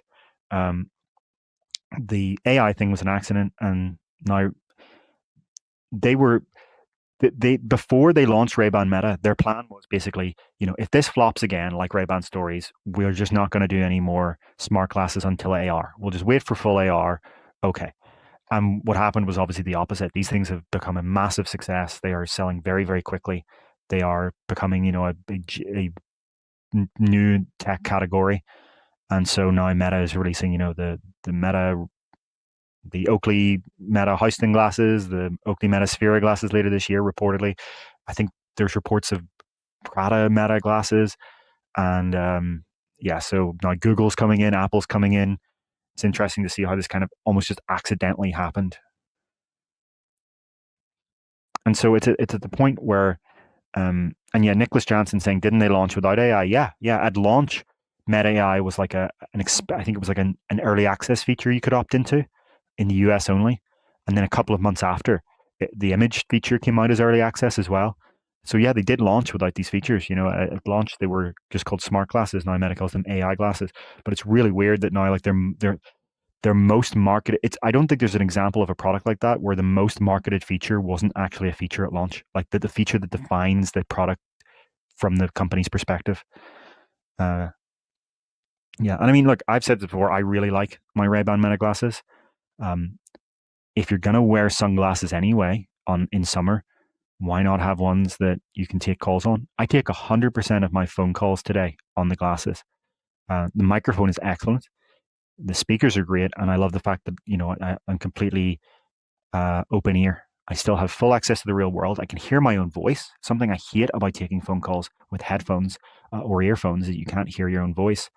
I hate headphones in general for that, for speaking. Maybe some people like that, but I think you lose. It feels weird to speak to someone and have your own voice partially blocked out. So yeah, I also, if I'm going for a walk in the park and listen to podcasts or audiobooks or whatever, I have them in. And occasionally, I don't use the AI a lot, but occasionally, I'll see a car I don't recognize. It looks pretty cool, and just say, "Hey Meta, what car is that?" And less than 5 seconds, maybe 2 seconds later, it'll tell me what it is, and I'll say, and how much is that? And they'll say whatever the price is, and I'll be like, wow.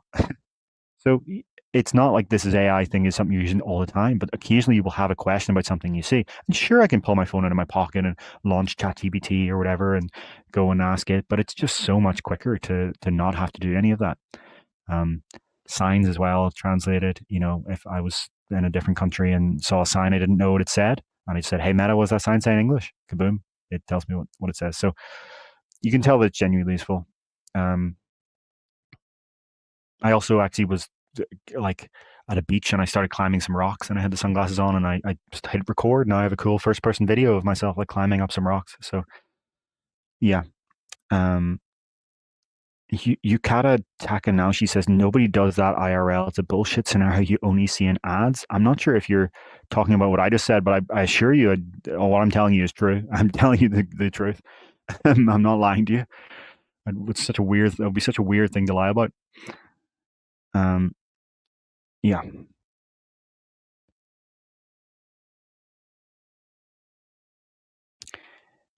And Yukawa is following up by saying, you can do real-time translation without an AI assistant. Of course you can, but I don't want to pull my phone out of my pocket. Like, I don't see why people have this whole, oh, you can use your phone for that. Of course you can. It's like saying you can use your laptop or something you can use your phone for. There's a convenience factor of using your phone compared to your laptop. You pull your phone out of your pocket versus, you go and find your laptop, you pull it open, you log in, etc. Um, the glasses are just another step of convenience. You don't take anything out of your pocket. I'm on a walk. I see something cool. I'm curious about. I ask about it. I don't even have. I stop for a fraction of a second. Go, what's that? I walk on and it answers while I'm walking. It's a second compared to 10 seconds, and that does matter when it comes to all these little tiny things.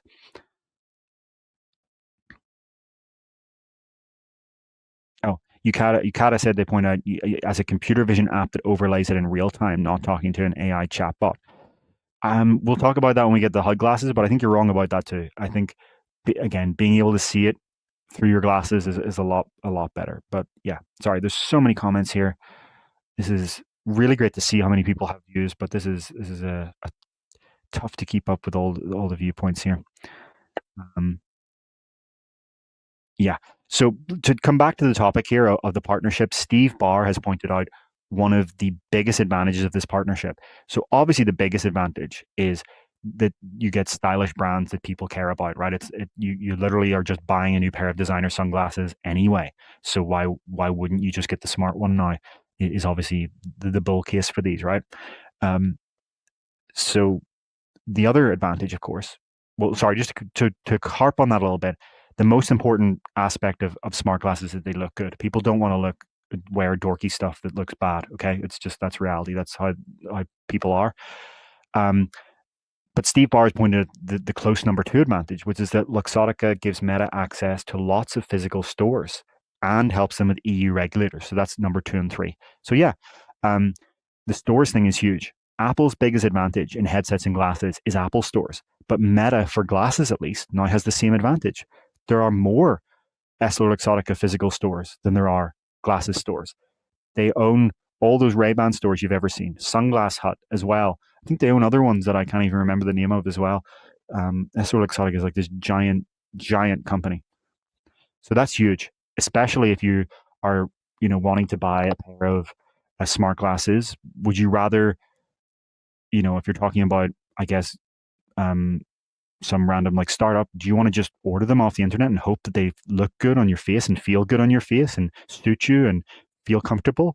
Or do you want to walk into a store and try every possible style and size and then walk out of the store with those glasses? And if something breaks, you go back in and you can just get your prescription done in store and all that. It's a much better experience. That's how I bought mine. I went in and to a physical Ray-Ban store in London and just tried them on. Why not? I sound like I'm selling these things. I'm not. I'm just saying it's an interesting product category that I think some people are really underestimating. And personally, I think the HUD is going to add a lot. Having a heads-up display is going to be an essential part of this. But even for now, I'm surprised by how useful this is. And I think I think one of the best parts about this product is that when it runs out of battery, it's still useful. It's still sunglasses. That's not something you can say for any other product. When your phone runs out of battery, it's a dead weight in your pocket. When your smartwatch runs out of battery, it's a dead weight on your wrist. Neither of those things are adding any value to your life when they run out of battery. But when your smart sunglasses run out of battery, they're still your sunglasses. If you have a prescription, if you're using these, I keep saying sunglasses, but you can use these as your everyday glasses. You can get your prescription for these and use them as your everyday glasses. When they run out of battery, the lenses don't fall out. They're still glasses. And that's why I think this is a product that is going to integrate into people's lives in a way that people don't really appreciate, because it's still useful even when it's dead. Even if it dies, right? Even if you had it for 5 or 10 years and it's broken forever, it's still glasses. That's really interesting. I use transitions personally, so I can use them indoors and outdoors. Yeah, so it'll be interesting to see. This isn't something I'm talking about Meta specifically. Google is going to enter this with Gemini glasses. Apple is going to enter this with Siri glasses. Choose your company, whatever it happens to be. You're going to have a lot of choice here. There's going to be a lot of competition. There are also a dozen startups working on this, including some sleazy ones now that are actually designing them so that you don't know when they're recording or not. And we're going to talk about that next week, actually, when Ian's here, because there are some startups that are doing that. There are a lot of ethical issues there. Yeah. Little Scampy is making the joke when your AirPods run out of battery, they become expensive earplugs. Yeah, I guess. Technically, I guess that is a thing. Um, um, who was it that made the joke? Michael Grant made the joke that if you want to know what the whole thing of, oh, I can use my phone for that. If you see a sports car you don't recognize and you want to know what it is and how much it costs, you can go to the library and read a book about it. Yeah, it's the same argument. People that say, oh, I have my phone can do that. It's the same argument as my computer can do that. My library can do that. Yeah, it's a more convenient way. Anyway, let's go to the next topic because we have talked about this a little bit too much, I think. But it is a huge news. Like Meta taking a stake in EssilorLuxottica is enormous news. It is going to be a pillar of Meta's smart glasses and perhaps eventually AR glasses strategy for decades. It is very, very important to note it. And I think that point about the European thing is important too. This is one of the biggest companies in Europe. It's French, Italian. It's a combination of both. And so European regulators definitely are going to have a bias there. I'm sorry, but if you don't think that's the case, you're an idealist. It absolutely is the case that regulators are going to have a bias towards preserving the stakes of a company that is a pillar of European business, right? Of course, it's the case. I don't think that's politically controversial to say. It's obviously going to be the case. So let's talk about the next topic, which is the next generation of these glasses. So, the generation that we have today came out in 2023. It is now 2025, and we don't expect to see a new model this year. Instead, as we'll talk about soon, we expect Meta to launch its own, not with EssilorLuxottica, its own smart glasses. But what is going to be the next generation of Ray-Ban Meta? Well, on Chinese social media, renders have leaked the claim to show it. What's interesting about this is that according to this leaking and analysis group that call themselves XR Research Institute, that's the translation from Chinese, XR Research Institute, they claim that with the next generation of glasses, Meta is going to go for distinct designs optimized for everyday prescription eyewear and for sunglasses. So today, the Ray-Ban Meta glasses have three styles for context. You have Wayfarer, Skylar, and Headliner. And Headliner, maybe looks a bit more like your prescription glasses, and Wayfarer and Skylar a bit more like your sunglasses. But you can get any of these in either prescription or sun, right? It's like these are just examples on screen right now. Any of these three styles can be done in either. They're not optimized for either. You choose the lens. According to this Chinese research institute, according to their leaked renders and supply chain sources, Meta, this is just their claim, they could be wrong. Meta and EssilorLuxottica are going to go with distinct designs optimized for each. So they claim that this is the next generation for your everyday glasses, and that this is the next generation for sunglasses. And maybe there are multiple styles, but it's just an example of one. So that's a very interesting claim. They claim that one is codenamed Aperol and the other is Bellini. Now, if you are a key reader and listener of UploadVR, you will have heard those names before, because in May, The Information also reported, The Information is a name of an outlet, quite confusingly, that Aperol and Bellini were the next generation Ray-Ban Meta glasses. There is a disagreement between this Chinese source and The Information, though. The Information said that this next generation Ray-Ban Meta is coming in 2026, whereas XR Research Institute claims they're coming this year. Now, no one else has claimed this year. This year would be a big surprise. I think they're wrong about that, but I could be wrong. Maybe Meta has decided to accelerate their plans and get these things out sooner. So the obvious question you're going to ask here, beyond just like, are they going to look slightly different, is what's different, right? What's actually different other than just like some new design or whatever? Well, the Information's report. I'll start with what XR Research Institute said. They claim that they will have significantly better battery life and enhanced AI features, including real-time object recognition and scene understanding. This echoes the Information's report, which said that the glasses will have an optional set of features internally referred to at Meta as super sensing, where the AI can run in a kind of always on continuous way for hours at a time compared to the roughly 30 minutes of the current device. So what do I mean by that and what do I mean by 30 minutes? Well, there is this feature that's US only for now called Live AI.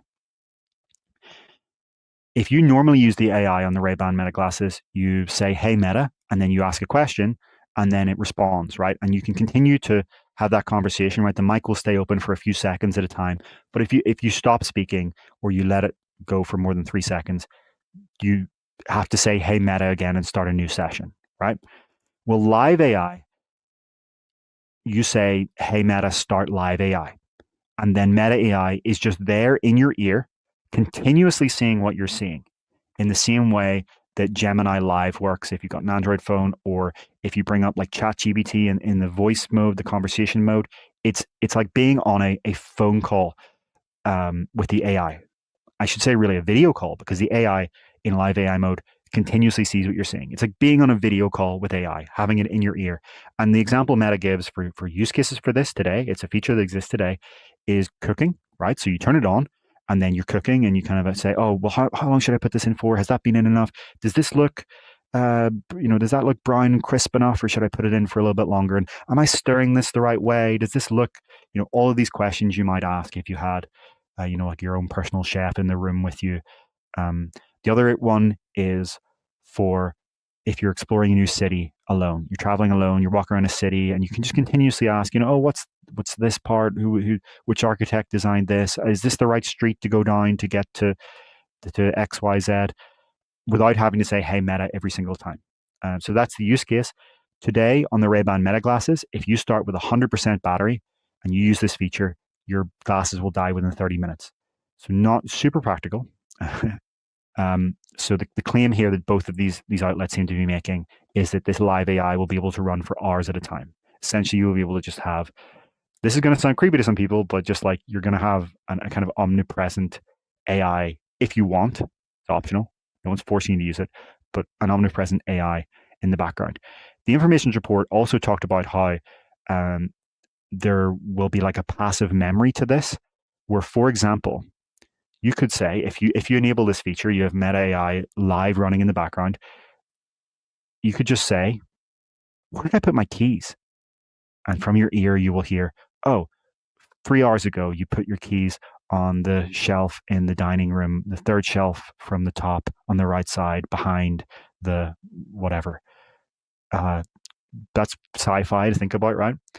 The other one would be reminders that are kind of active and dynamic. So in the morning, you told it to remind you when you're walking home to pick up something from a certain shop, and you're now walking past that shop and it says, hey, remember to go into that shop and pick up that thing that you wanted to pick up from that shop.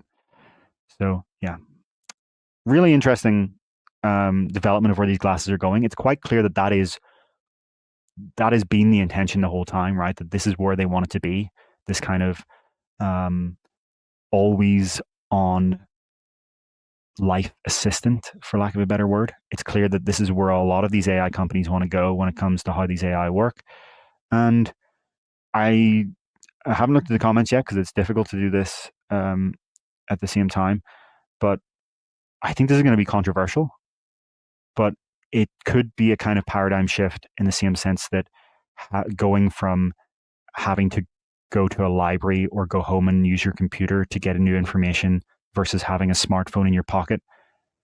To a lot of previous generations, that sound was very controversial, and people found that, weird and crazy. And I don't know, it's possible that for people born right now, it will seem weird that you didn't have an always present AI to help you through every aspect of life.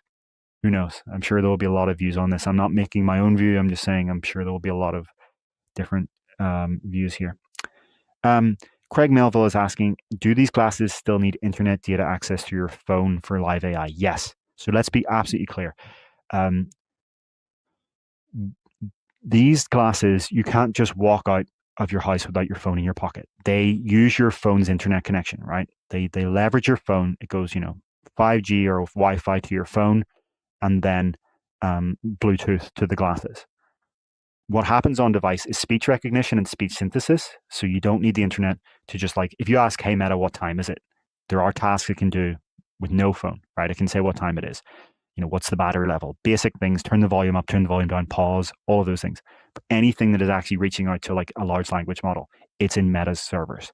Now, we have seen that recent demo that we talked about a few shows ago, the AWE show, where Qualcomm showed off a demo of a small language model running on a future smart glasses chip. Over time, more and more tasks from the AI will actually be able to be done on the glasses. But the most difficult tasks will still require server-side GPUs.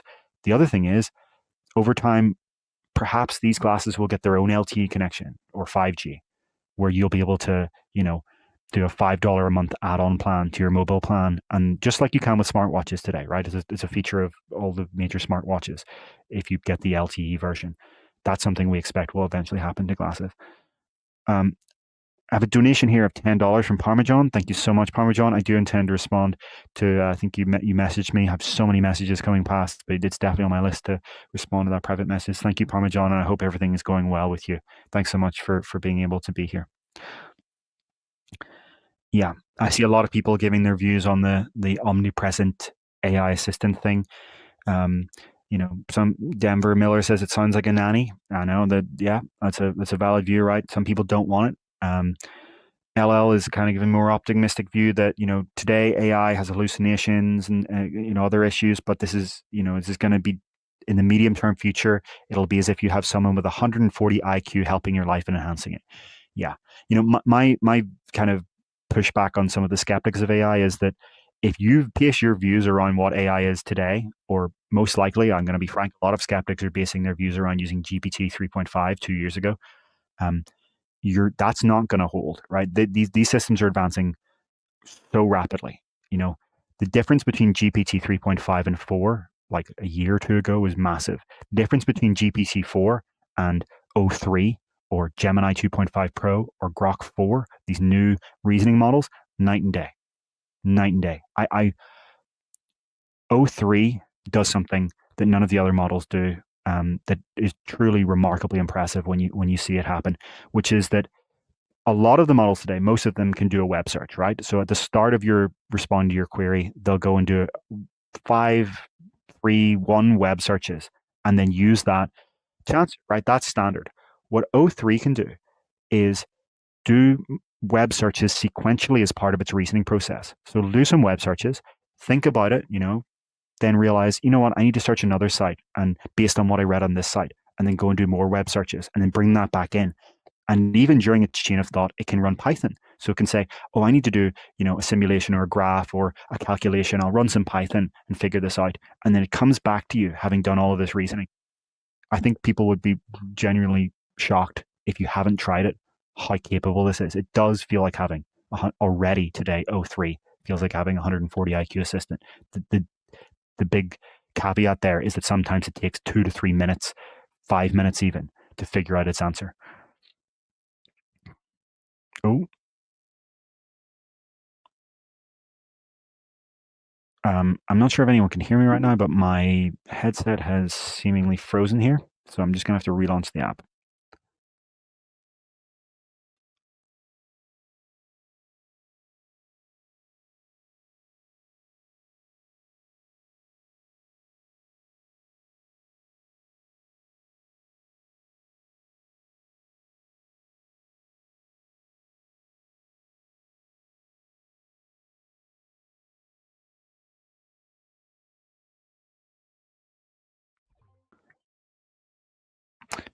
Hello again.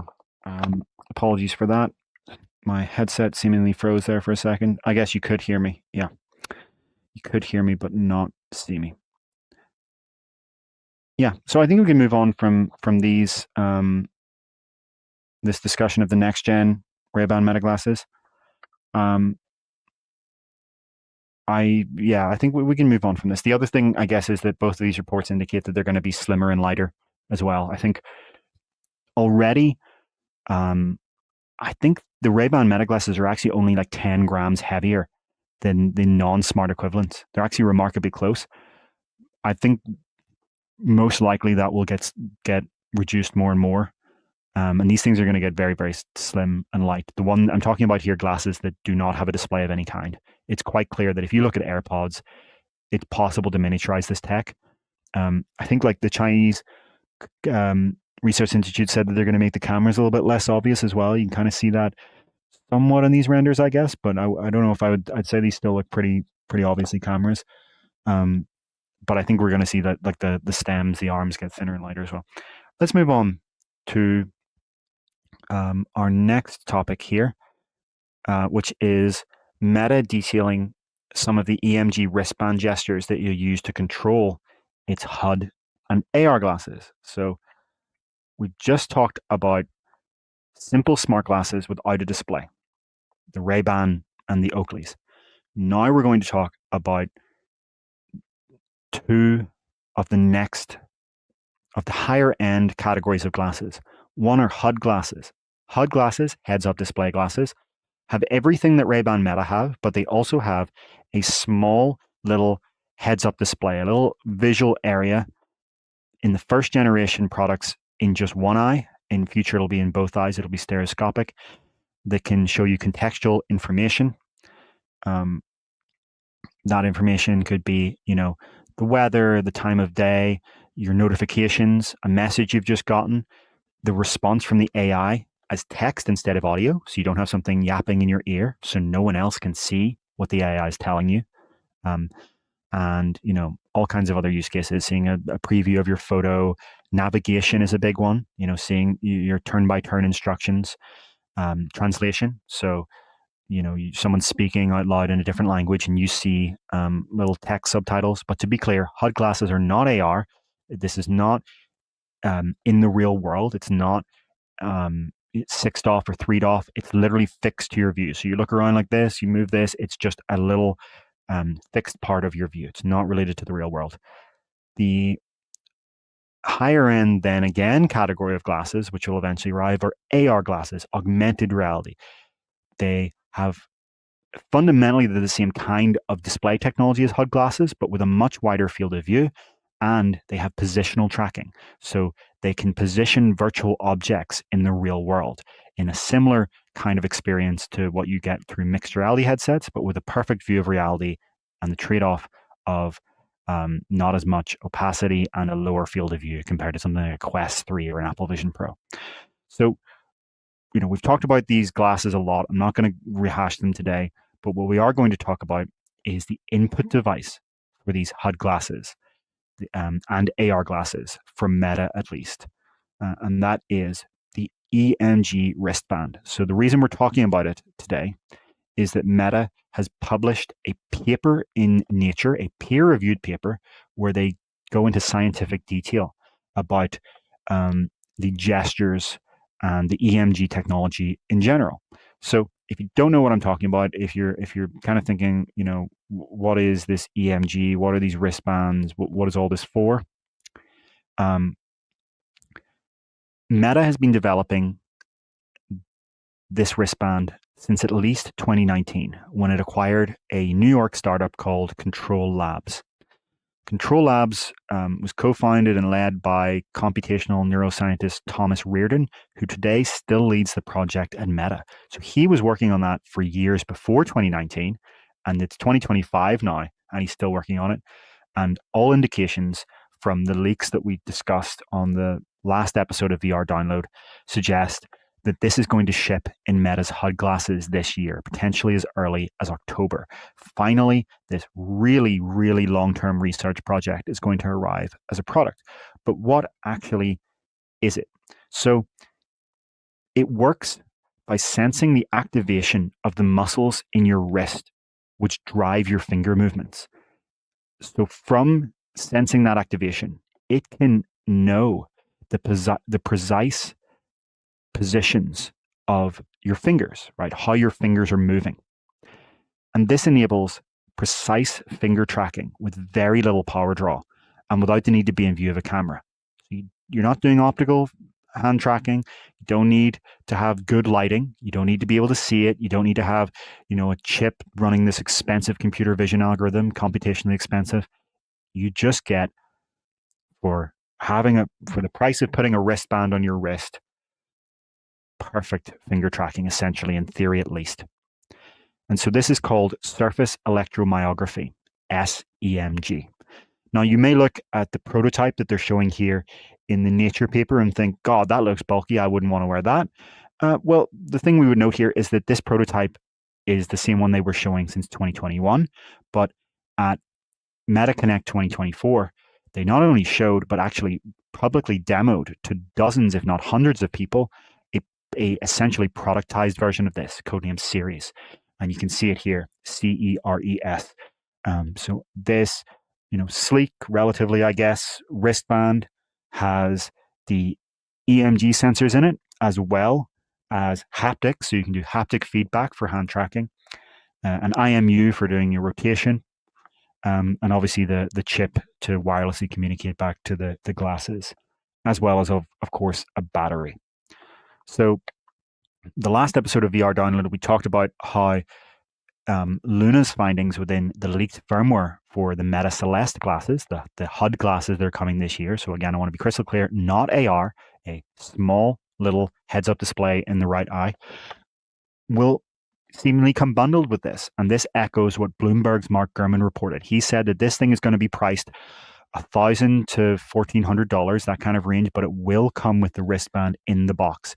The glasses and the wristband are inseparable. They are together a product. You can't separate this. It's essential to have the wristband in the box to control it, because otherwise you're going to have to either swipe the side and do all these awkward touchpad gestures to control a complex interface, which a bunch of these Chinese prototypes do, by the way. I've tried them. It sucks. You don't want to swipe a touchpad on the side of your glasses. It's a terrible UX, terrible. Or use your voice all the time.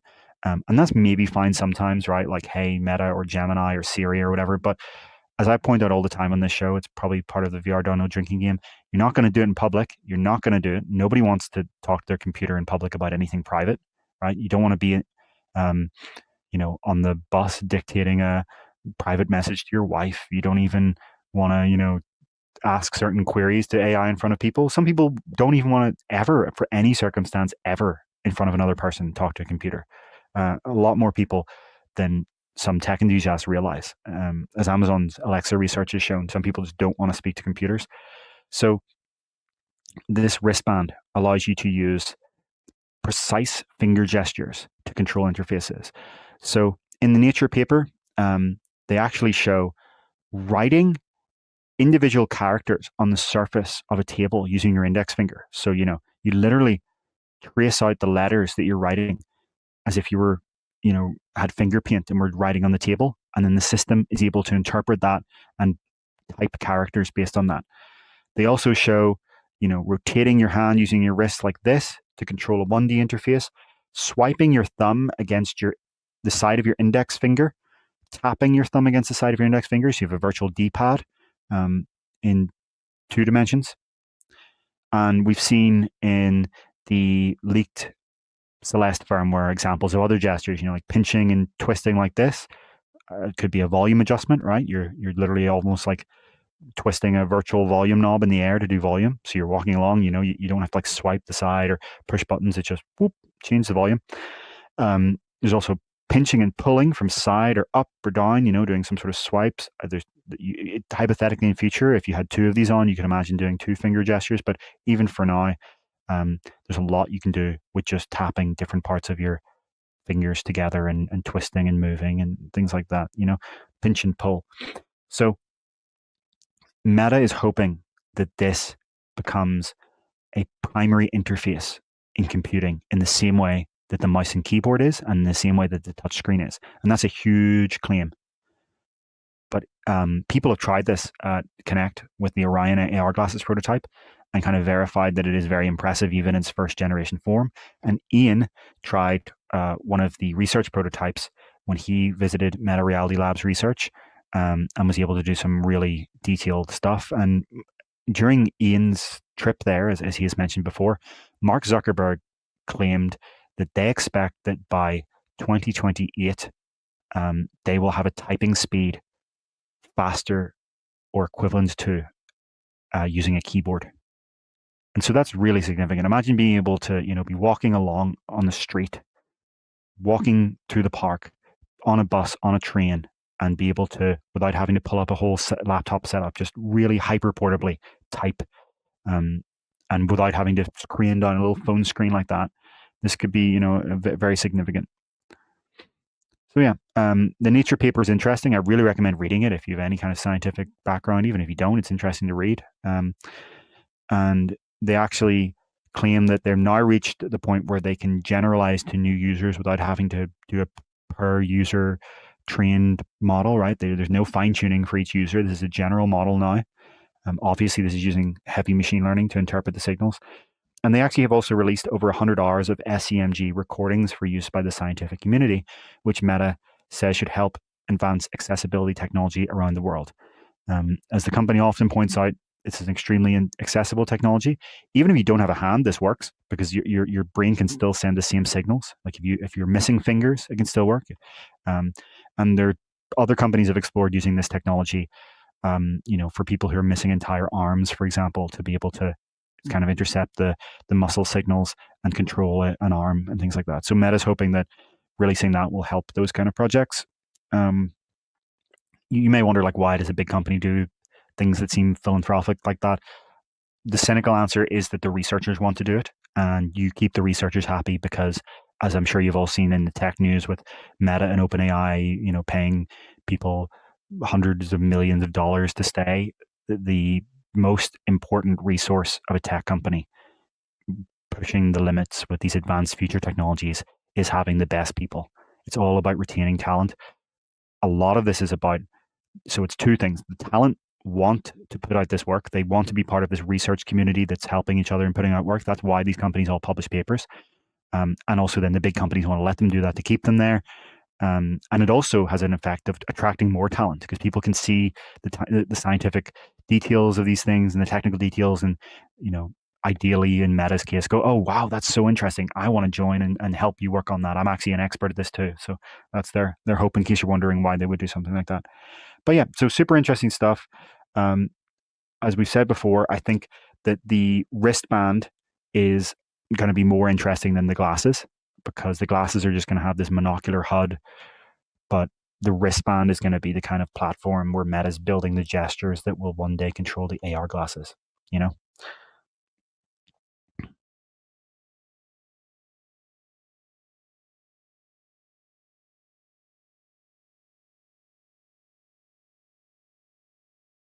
Egon is saying they should make it a smartwatch as well. Yeah, there were early reports from The Verge that suggested that they are going to make a watch version as well, like a smartwatch that it'll have a little display that tells the time. I guess you don't need a smartwatch as much when you have glasses with a HUD, though, right? Because a lot of the things that your smartwatch would show, you're now seeing through the glasses. I think, like, for when the glasses run out of battery, though, or when you're not wearing them, at minimum, I would like to see like a little e-ink display right here showing the time, something like that. I would love that, or just one of those really simple like matrix displays where it's very low cost, very low battery. Just show me the time and nothing else. I don't want to see anything else than the time, personally. But I think Meta's probably exploring that. I would be shocked if they don't also have a watch version over time, right? It seems pretty no-brainer. Yeah. Okay. I think we can move on to talk about now the Viture glasses. So we've just talked about displayless smart glasses with a HUD, and AR glasses, right? These are three kind of glasses that you could replace your everyday glasses or your sunglasses with, that you could wear out in public, that don't, at least none of the versions we're talking about here, have a cable, right? You can put your prescription in and walk around in the real world. And the smart stuff is an add-on to your normal eyewear needs of prescriptions and blocking out the sun. The next category of glasses we're going to discuss, display glasses, are they're parallel. They're not part of this continuum because the technology that they use has two drawbacks. One being that it is relatively thick, so that pushes the glasses further out from your face thus that they don't look like normal glasses in 3D in real world. It looks like a kind of, it looks like you've kind of pulled your glasses out and you're holding them slightly in front of your face. The other disadvantage is that they block out at minimum 70% of real world light, so you can't use them for prescriptions. Yeah, and they're not designed for, they're just not meant for using as general glasses. They're meant to be used as essentially the same way that you would want to use the Meta and Pico Ultralight headsets, except with a different display stack. So for, watching a movie or bringing up a kind of blown up version of your laptop display. Let's see if I can bring this up here. So the leader in this space, display glasses, is obviously X-Real, and we've talked about X-Real a lot. But there's another company that we haven't really covered, which is the second place, which is Viture. And so generally Viture, like these companies use the same basic technology. They're very similar, but more recently they've started to kind of diverge a little bit and release their own kind of interesting takes on the technology. And so over the next few months, Viture is launching 4 different display glasses models: Luma, Luma Pro, Luma Ultra, and one it simply calls the Beast. Not Luma the Beast, just Viture the Beast. Interesting marketing there. So all 4 have higher resolution than X-Real. X-Real has 1080p. Viture is 1200p. And it also has higher brightness. So I'll bring up the charts here in a little second, but it's basically north of 1,000 nits compared to the 600 or 700 nits. Stand by here as I bring up one of 2 charts. Makes this a lot easier to understand than trying to follow what I'm saying.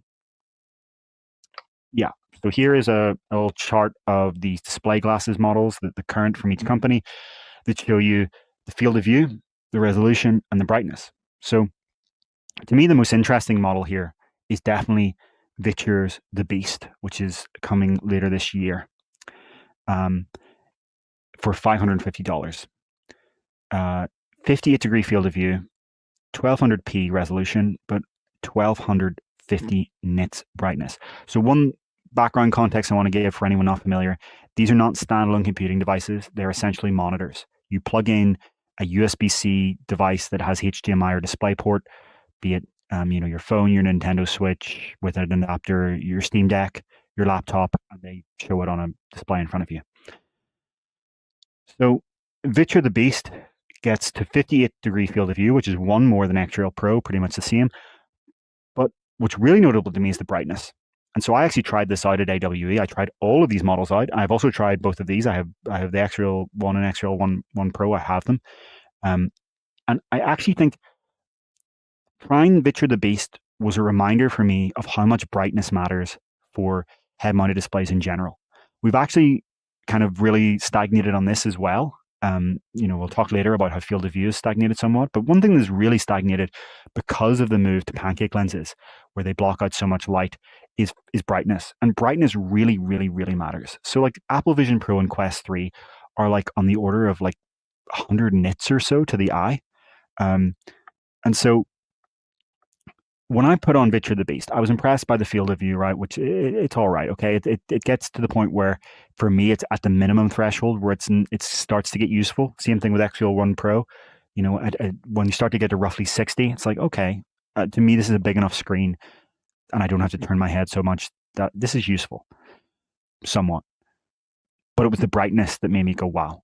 Like it adds so much to the image, to the richness, to the punchiness, to the vibrance of the image, that I'm just reminded again, this matters, and we need to see in the next few years headsets and glasses in general push this, because it matters. It really does. If you're just in a headset right now, like a Quest 3 or whatever, a Quest 2 that's around this 100 or so nits roughly, it's not something like you're standing there going, wow, this feels dull. But then if you go and try something bright, you're like, okay, I see what I'm missing. And this feels so much more real and so much more, pleasant to be in, I guess.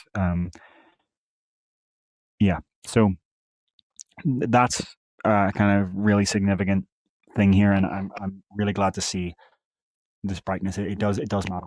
So the other thing we should talk about when it comes to these display glasses is the tracking situation, and this is so messy. It's so messy. So before X-Real 1 and X-Real 1 Pro, all of these glasses were zeroed off by default out of the box. So that means you plugged in your Steam Deck or your phone or whatever, and you had a fixed display in front of you. And as you turn your head, it was fully fixed. You move, it's fixed. It's zeroed off. It's not responding to any tracking. It is literally like fixed to your head. With X-Real 1 and X-Real 1 Pro, the big move forward, but compared to earlier X-Real models, is the built-in 3DOF. So that means you can position the display in front of you and turn your head and it will stay there. Now, because of the limited field of view, as you turn your head, it will disappear, right? It's not there in your vision, but it's there on a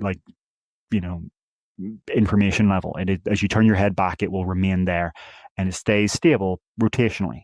And this is really important. It feels better. It makes you feel less. There's a little bit of the zeroed off is this almost like sickly feeling where your brain is just so not used to this, something being fixed to your head like this. It feels uncomfortable. And even on X-Real 1 and X-Real 1 Pro, when you don't use the 3DOF mode, it's not really 3DOF. It's like it follows you. So you turn your head and it moves. It kind of smoothens it out. It's not real zeroed off because it zeroed off doesn't feel good. I hated the zeroed off of these old display glasses. It is a big improvement for X-Real 1 and X-Real 1 Pro. It brings them a step forward to like getting to the point where I think these are like a viable mass market product. I'll get to that very shortly, my views on that. So unfortunately, Viture's Luma does not have this. You can use this app called Spacewalker on your iPhone to get it, but only while you're in that app. Now, in that app, you can like access a browser and use like Netflix and stuff like that, but it's not like you can just use anything. Like it's like with X-Real 1, I can literally just open Disney Plus or Netflix on my phone and plug in the cable, and it's there in 3DOF. So that's massively disappointing that they're going to come out with a new product that doesn't have this. The Beast does, though. So like this is why I think like it confuses me that they've brought up Luma and not the Beast as their only product, but whatever. So that's notable. It's really, really notable and kind of makes me very bearish on Luma, but bullish on Beast. Now, what are these other columns here? So with X-Real and X-Real 1 Pro, you can buy a $100 add-on, the X-Real Eye, that puts a color camera in the center of the lenses. And you can use that to take pictures. Not really an interesting use case, I guess, for these types of products because you're not wearing them in your everyday life. But what they also allow you to do is have like low quality 6DOF. Low quality in the tracking's not perfect, but it's okay. It's usable, right? Where you can actually have a positional movement and lock the thing in place. Now, Luma Pro and Luma Ultra do have this, but not built in. There's no chip on board doing it. Like what allowed X-Real 1 and X-Real 1 Pro to have built-in 3DOF is it has a chip on board, and the Beast has a chip on board as well. Luma doesn't. So Luma Pro and Ultra, to do this basic 6DOF, you have to use it with either their neckband compute unit or Mac or Windows, right? So you need like a full-fledged computing. So again, very, very bearish. Ultra also has side tracking cameras uniquely. So as well as having the cameras, let me see if I can bring up an image to show this. Yeah. As well as having cameras in the middle, you can see like the central camera here. It also has like cameras on the sides. You can see it over here. And they can be used again only in that situation with the compute unit to do 6DOF positional tracking. What a mess of a product lineup. They probably should have simplified that. I did tell them that when I tried this, that like how horribly confusing. If let's be honest here, the only ones I'm going to recommend here are the Beast and X-Real 1 Pro. I think like these two just get to the field of view where these things start to be useful and interesting. And the Beast has the brightness where it's super interesting, and both have obviously the built-in 3DOF. Now, what I also tried at AWE was a bench prototype. Well, not bench. You could pick it up. It wasn't glasses, but you could pick it up of what they want to release next year. And that is one that has, let me get back to the field of view diagram. So apologies for the production value here, folks. Is getting to roughly 70-degree field of view. So I tried 70-degree field of view with also this great brightness. And so I've been kind of like bearish on display glasses because the field of view is so limited that to me, I hate having to either, to get the screen to stay within your field of view, even when you move your head a little bit, you have to make it so small that it's not actually a massive screen like their marketing claims. But when it got to 70-degree field of view, this prototype, I tried it and I said, okay, this is good. This is at the field of view where this is a massive screen. And this, it's still not Quest 3 or Vision Pro, right? We're talking diagonal field of view. Your Quest 3 is like 110 diagonal, 120, depending on where you measure it. So it's big enough that the fact that this is coming in something that is like, 100 grams, or it's actually less, I think it's like 70 grams or whatever glasses. It's portable enough to fit in your pocket of a large jacket. This becomes an interesting product. So I'm actually quite optimistic about the future of display glasses because it's clear that this technology can be scaled up to the field of view of around 70 within the next year or so. And they claim that they could perhaps even get it to 90 by, the end of the decade, I guess. So I think these kind of bird bath style optics, you can argue about whether the newer flat prism ones are still bird baths, whatever. We're just going to say bird bath class optics are they're gonna be an important part of this industry. They're not going to be this transient phase. It is clear that they are a low cost, relatively low weight way to achieve a virtual monitor in front of your face. And so I think there's a place for them, right? That 70-degree field of view, by the way, is the same that X-Rail is claiming for their Project Aura, which will have the tethered compute puck running Android XR. So, yeah, I want to be clear about the caveats. These are not competition for AR glasses that you would wear walking down the street and, in your general daily life. You're going to wear these things seated for specific sessions. They are essentially useless when they're not displaying something.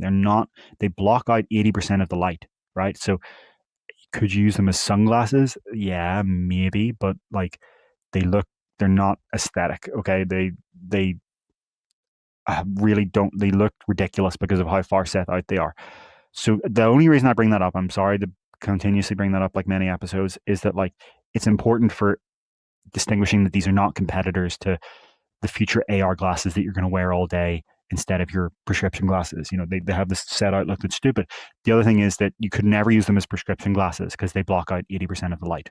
Okay, the design they use, the bird bath, the flat prism, both of them block out 80% of the light. And you to be clear, they have dynamic dimming where you change the dimming, but it's between like 80, 90, and 100, right? It's not like between 50 or whatever. So, yeah, they're going to be an interesting product, but they're going to be something that sits like, it's like a hyper portable Quest. What I think for a very specific use case of having a relatively low field of view single display in front of you, what I think is going to be really interesting here is what happens when these types of glasses run up against the Meta and Pico Ultralight VR style optics. What will be the trade-offs there? Which will consumers choose? Will they choose the wider field of view virtual image, or the one that has the kind of real view of the real world, for lack of a better word? Ironically, the pass-through headsets will have a actual sort of brighter view of the real world, right? You don't have the 80% of light blocked out. It's a camera. It's maybe like a little bit dimmer than reality, but you're actually going to get, in some ways, a better view of the real world through the pass-through, but obviously with distortion, with grain, with lack of resolution, etc. But that will improve over time. As I keep saying, pass-through is going to get better and better and better over time. Yeah. LL is saying, it feels to me these types of glasses are inching closer to having their Quest 2 moment. Not quite there, but I'm starting to see the allure. I strongly agree with you there, LL. That's a great summary. it's clear that if you're dismissing these, this is a technology where their field of view is getting better and better. The built-in 3DoF is coming. Built-in 6DoF is only a matter of time, right? That's going to happen. So within the next few years, we're going to get 70-degree display glasses with built-in 6DoF. It's going to happen, and that's going to be quite an appealing thing. But how does that compete against the maybe 90 or 100-degree Puffin from Meta or Pico, whatever they called theirs? Okay, on to the next topic. Rec Room has a floating AI buddy for Rec Room Plus subscribers. So this is in the general context of AI NPCs. There have been a lot of demos of AI NPCs. A lot. You can even put in your own ChatGPT API key into a Skyrim mod and talk to the Skyrim mods today, right? Every big gaming company has shown off their demos, NVIDIA and EA and a bunch of others, right? Meta has shown off demos. But you may wonder, how are we in this case where you can talk to ChatGPT or Gemini or whatever, but you don't have any games like single-player epics that are having these AI NPCs today? The answer is the cost. So the inference is being done on a server. As I've said before many times, that's why on-device models are so interesting, ones that can run on your glasses, on your headset, on your console, on your PC. The tension there is that they use a lot of computing power, so that takes away from the game. So it's like having a less powerful GPU just to be able to talk to the NPCs if you do this on device. But it's the only way that we'll ever be able to scale, right? Because no game developer is ever going to want to pay for each conversation you have with an NPC, especially not in a single player game, right? It would be ridiculous that Bethesda sell you the Elder Scrolls 6 and for $80 or whatever, and then every single time you play it, if you play it for decades, you talk to an NPC, you're costing Bethesda a little bit of money. That's not viable. So that's why you don't see AI NPCs in games. But there's kind of two paths to solve that, I guess. One is on device. I talked about the tensions of that. One thing you'll likely see in future systems like PlayStation 6 and future headsets and Nintendo Switch 3 will be dedicated parts of the chip that are designed specifically for running large language models on device. So it won't use your GPU. You'll have bigger and bigger NPUs that can do all of this stuff on device, entire fixed function hardware inside the chip that's designed for this. But another kind of nearer term solution is to just charge you money. So that can either be as part of a dedicated subscription, outside of gaming, ChatGPT Plus, right? Google Gemini Pro, all of the Super Grok or Anthropic's Claude subscription, whatever the hell they call that, or as part of a subscription you already have. So Rec Room has Rec Room Plus, the $8 a month subscription that people pay. So they have now launched for all Rec Room Plus subscribers Roomie, which is a floating AI companion. So at its base, it's a chatbot. You can use it like you would ChatGPT and ask any question about anything.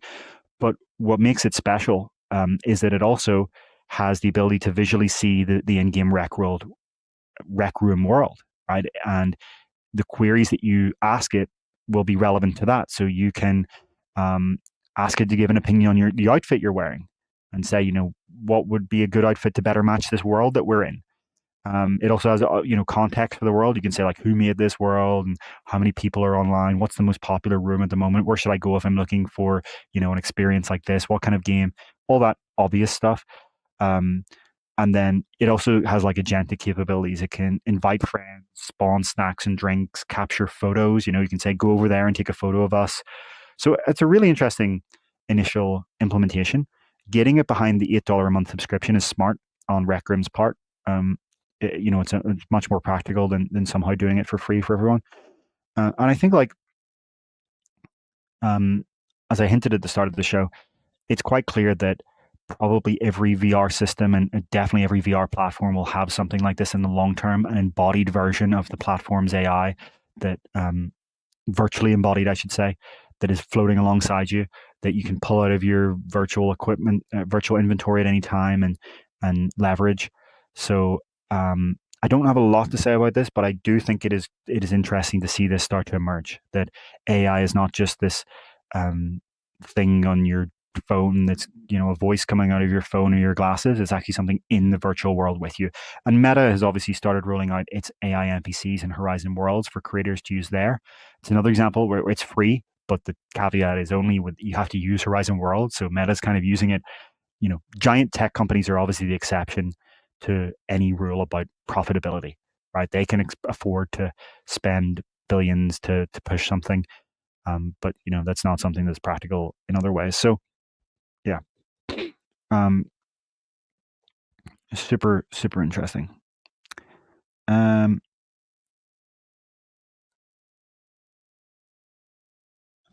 Little Scamby saying, you say no dev would want to pay for you talking with NPCs. What's a realistic monthly cost for an MMO-like game? Are power users losing rec room money of their $8 sub?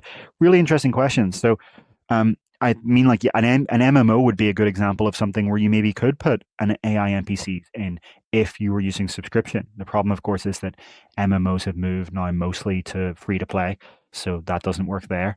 But you could maybe, if you had an MMO that was only for subscribers, not something that I think anyone is gonna do these days. I can't think of a popular MMO that does that anymore.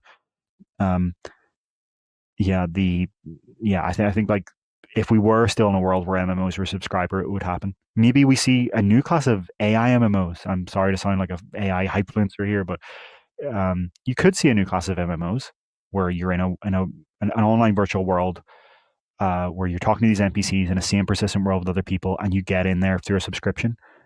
I feel like AI has kind of brought back the subscription as a model for things other than streaming services. Interesting kind of dynamic there. Um, yeah, and the question is: are power users losing Rec Room money with their $8 sub? Probably, yeah. Like, yeah, unless Rec Room is using like their own servers for Llama and trying to like cut the cost, they're probably just using you know OpenAI or Google or Anthropic's APIs here, and they are pay per use, right? That's how this works. So if you were to sit and talk to Roomie all day long, maybe you would end up losing them money. That's a great question. I wonder how they have to respond to that. It is a difficult thing here. I just want to keep repeating my point here that AI NPCs are no longer a tech problem. You could build, you can build a virtual world where, like, you could build something like Skyrim today, where every NPC you speak to with natural language and has a context of the world. And like I said, you can literally do this with your own API key as a mod. It's not that the technology isn't there. We're not waiting for any tech breakthrough. It's a business model problem in that every single second of conversation costs money, and somebody has to pay that money, or you pay with it on your device with your own battery life, right?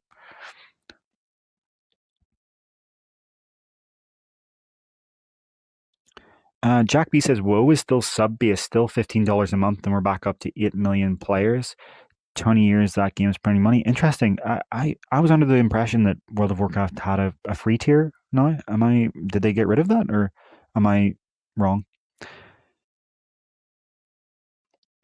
Arlen Condor is saying, at one point will AI OSs and game engines combine into software just like the holodeck on Star Trek? I think that's going to happen at some point. Yeah, when you get to the point where 3D asset generation is able to be done in a few seconds rather than a few minutes, then yeah, you get that already. I think we are going to see that arrive. That is probably where, I would find it hard to imagine that if you walk into Horizon 10 years from now, you don't essentially have a holodeck where you just speak whatever virtual experience you want and it appears in front of you. That's clearly where we're going here.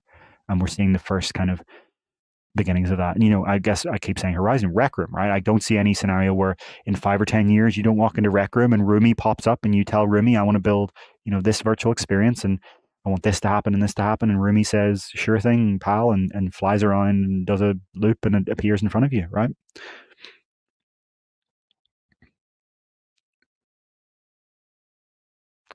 LL says, so I'm watching listening material for David REAI Demis Hassabis, just did a podcast episode on Lex. Yeah, I was actually listening to it earlier in the day. I haven't finished it, but um, great recommendation there. And as LL points out, Demis is the CEO of Google DeepMind and a fascinating guy. Yeah, I've been following him for decades, actually, before the modern AI revolution.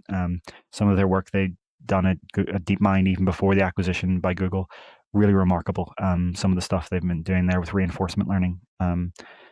Things like deep Q and everything. Yeah, some people, especially people who are anti AI, have this idea that this all happened very recently, and like large language models got good recently. They scaled up enough to get good. I say recently, like 3-4 years, right? How long has it been?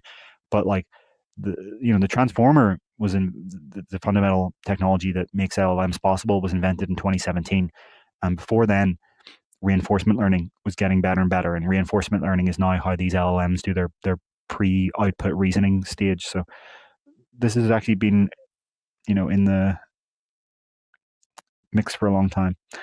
Mr. Mycelium saying that they weren't impressed with Horizon's LLM NPCs. They don't let you go off the rails. At that point, they may be hard-coded. Yeah, so these are implementation issues, right? They're I guess one of the issues is, how much do you let them go off the rails? How do you keep them constrained and grounded? And how do you stop prompt hacking? How do you stop the Skyrim NPC from talking, about something that they shouldn't know anything about? How do you keep them constrained while also having freedom? That's a big difficulty there. This all just comes down to how they're prompted.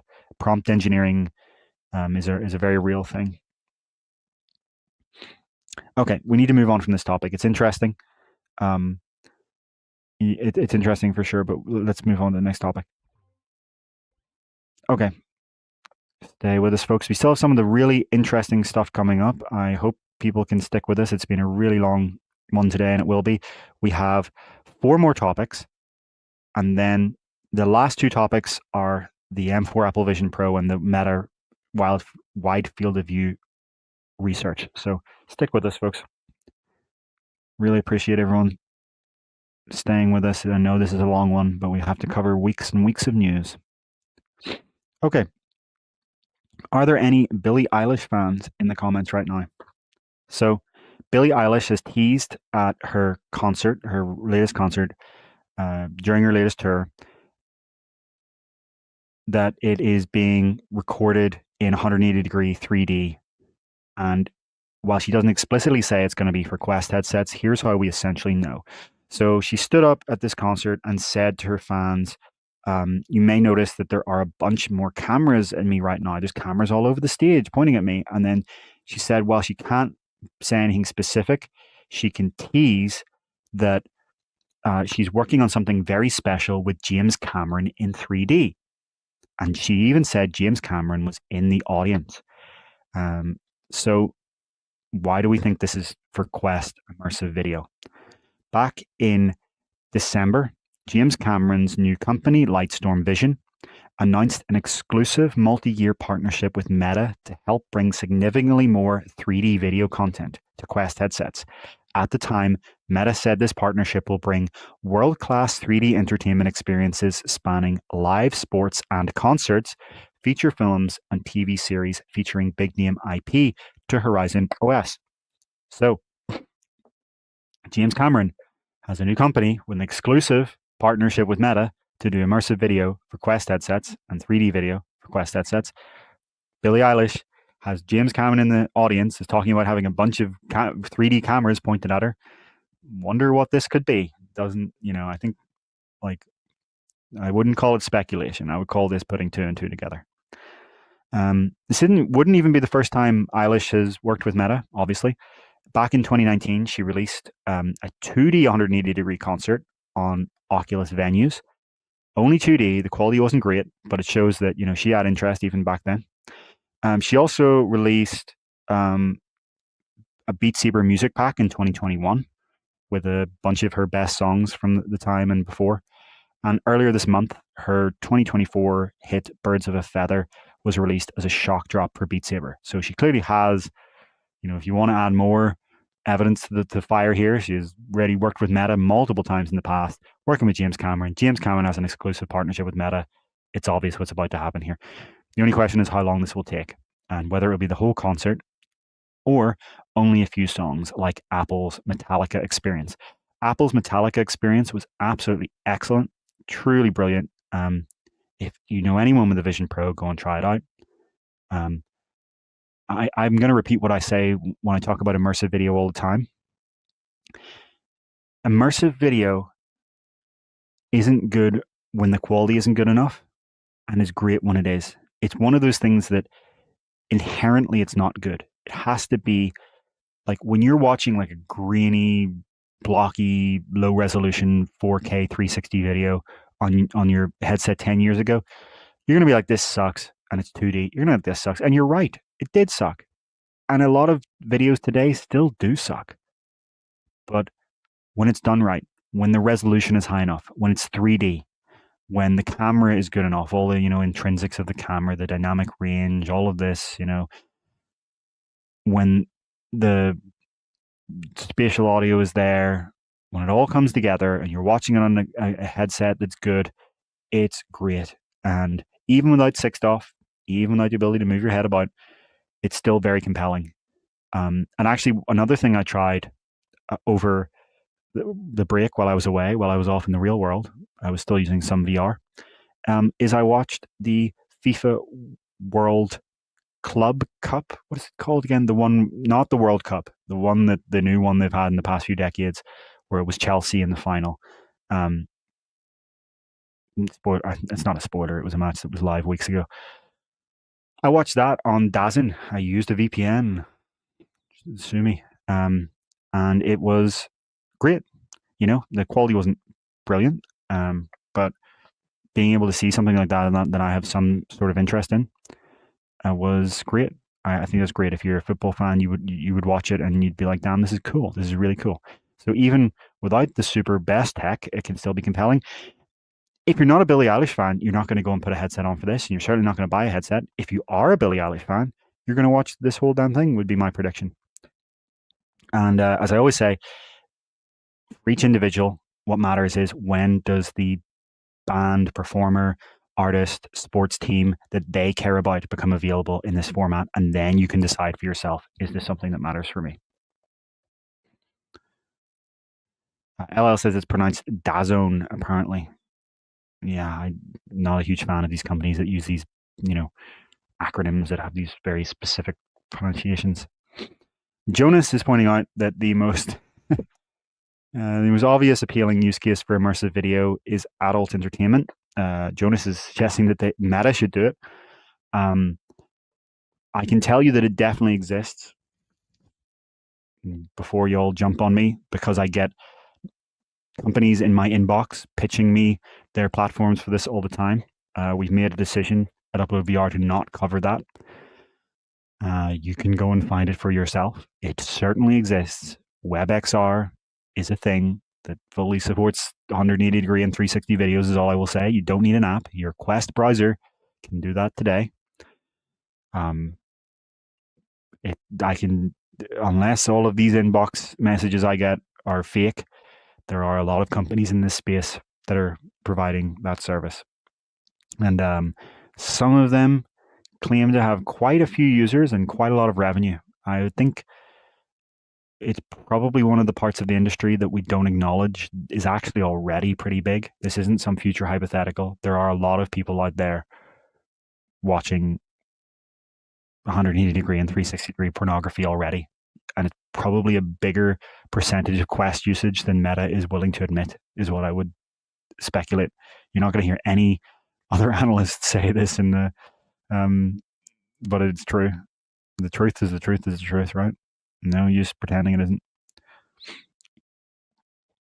Anyway, let's talk about our next topic. We're almost through everything now. We have 3 more topics to go.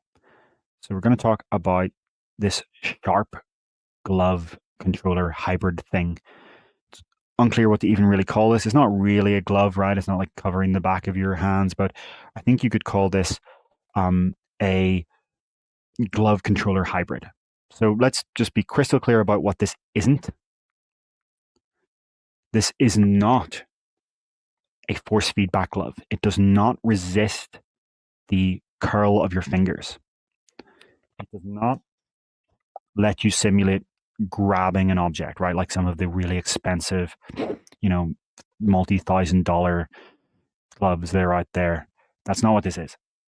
What the finger parts do here is provide tactile feedback. Each fingertip has multi-segmented tactile elements which can produce a 3D vibration pattern that can simulate the texture of virtual objects. So you're not getting resistance, but as you move your hands along something, as you hold something, even just using your hand like this, like you would with hand tracking, right? Pretending to hold it, you can feel the texture of the object. So that's an important part of haptics too, not just force feedback. And so the basic idea is not new. Companies like Haptics have been selling haptic VR gloves that work with headsets for years. It was $300 when they came out. Now they're $250.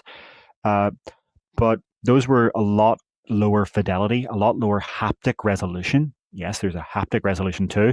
And so this is going to be a really high haptic resolution for the tactile sensation on each fingertip, including your glove. So that's the fingertip and glove tip parts. But what makes this interesting is that it's not just a tactile device. It also has essentially the face of a touch controller, right? You have the thumbstick and the buttons attached to the side of your index finger. Now,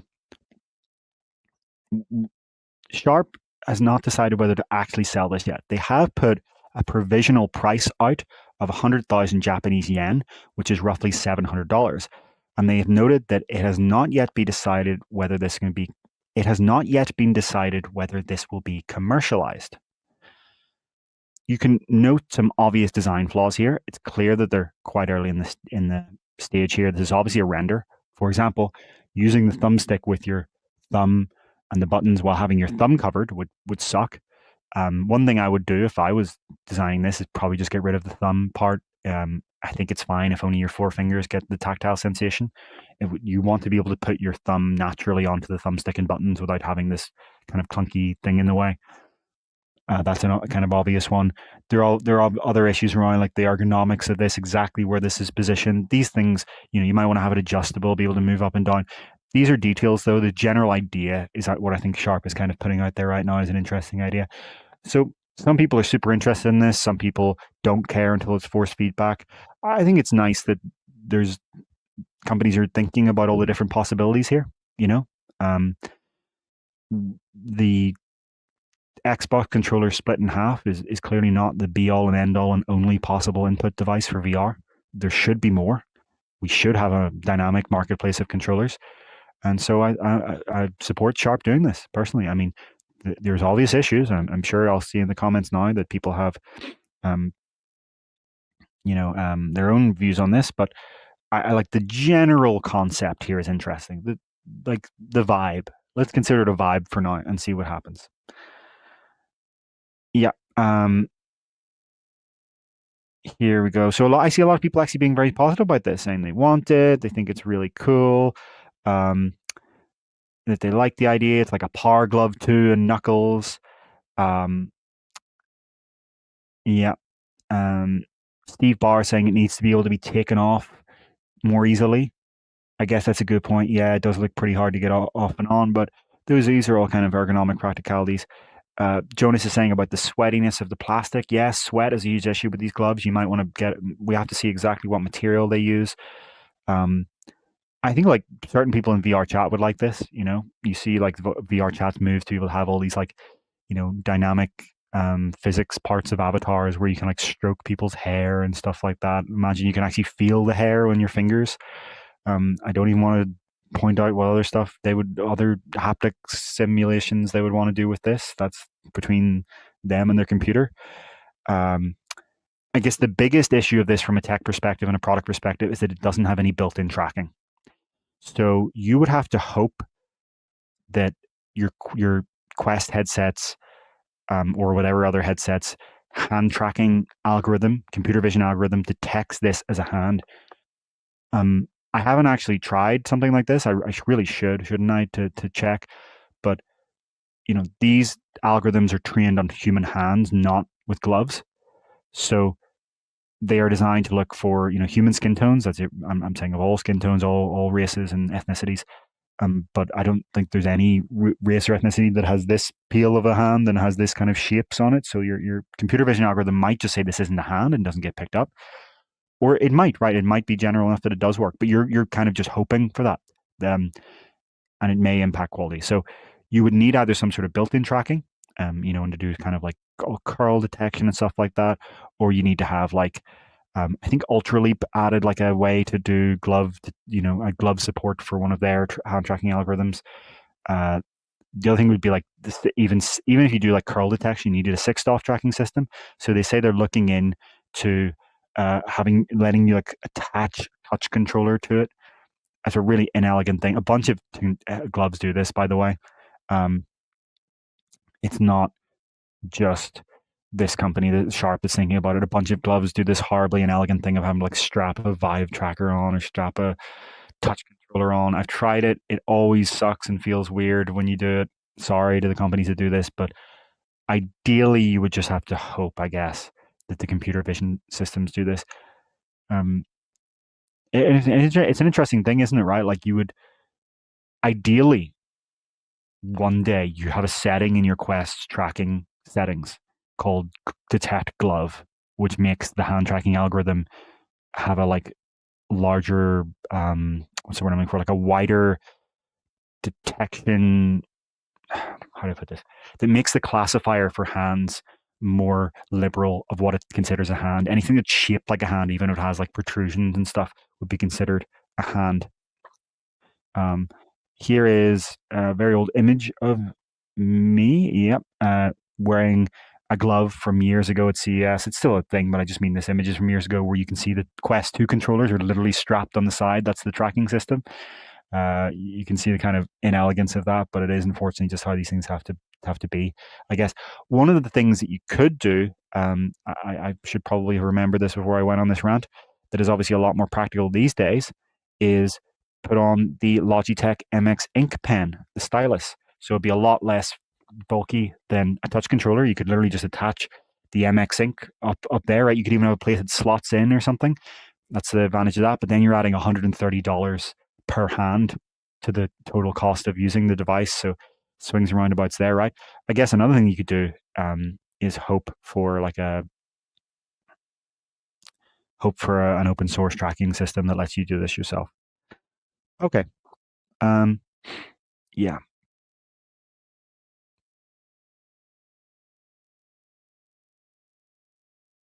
Not suspicious. It's pointing out, this is the developer of oh god, I'm so sorry, I've forgotten the exact name. Air Space Defender, the tabletop game that uses hand tracking. Has pointed out that the Quest 3 hand tracking can already struggle if you're wearing a ring, like a big bulky ring, I guess you're talking about, because I've definitely tried it with just a normal ring, but maybe you're talking about a smart ring or something. Yeah, these algorithms are very tuned to like a hand that's not wearing anything. So that may be an issue here, and that's the issue with a lot of these gloves. Steve Barr is pointing out that the $700 price is going to be steep. I don't see this being a mass market product in any way. They haven't even decided whether to productize it, but I'm sure there are some VR chat users that would like to use it. Not suspicious of saying, yeah, they mean bulky rings. Yeah. Okay, let's get on to, unless I've forgotten something, our penultimate topic of today. Our penultimate topic being, good God, this show is so big that it takes a huge amount of time to scroll through my notes, being the report from Bloomberg's Mark Gurman about the M4 Apple Vision Pro. So on the last show, we talked about supply chain analyst Ming-Chi Kuo's claims about the future of the Apple headset and glasses product roadmap. And a lot of that show focused on Apple Vision Air that he, Kuo, claims is coming out in 2027. So if you want to talk about that, go back and listen to our previous episode. Today I'm going to talk about the only headset that any reliable source suggests Apple is going to ship anytime soon, as in within the next 12 months timeframe, which is a spec bump of Apple Vision Pro, a chip bump, I should specifically say. And so the rumors here from both Quo and Bloomberg's Mark Gurman for many months now have talked about an M5 Apple Vision Pro with the M5 chip. But now Bloomberg's Mark Gurman is reporting that it will be the M4 chip. He says that the only other change will be that it will come with a new strap that is designed to make it more comfortable. So they're not going to have meaningful weight reduction. We're not talking about a new design. It's the same old Vision Pro, but with a M4 chip and a more comfortable strap. Now, as I said at the start of the show, the M4 rather than M5 is really not a big deal. Like the M4 is still going to be a massive increase in performance over the M5, according to or over the M2 that's in the current Vision Pro. So if you're not aware, it's the M2 in the current Vision Pro. Apple claims that M4 has a 50% more powerful CPU and 4 times more powerful GPU than the M2,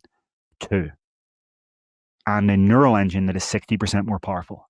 So more powerful CPU, great, but 4 times more GPU performance for a standalone headset. That's huge. That's incredible. That's going to be a dramatic difference to the level of graphical fidelity that Vision Pro can render. That's going to be, people have been talking about like standalone PC VR. Well, Apple's chips are, their ARM chips, their mobile chips are getting so far ahead that that's kind of like the first threshold at which you could say like this is performance that we only ever saw before in PC VR coming to standalone. And so even if you just ignore like the performance aspect, they're going to be able to do more things with it. So one thing, with the extra CPU and neural engine performance is that I imagine they're going to be able to do better segmentation of your hands.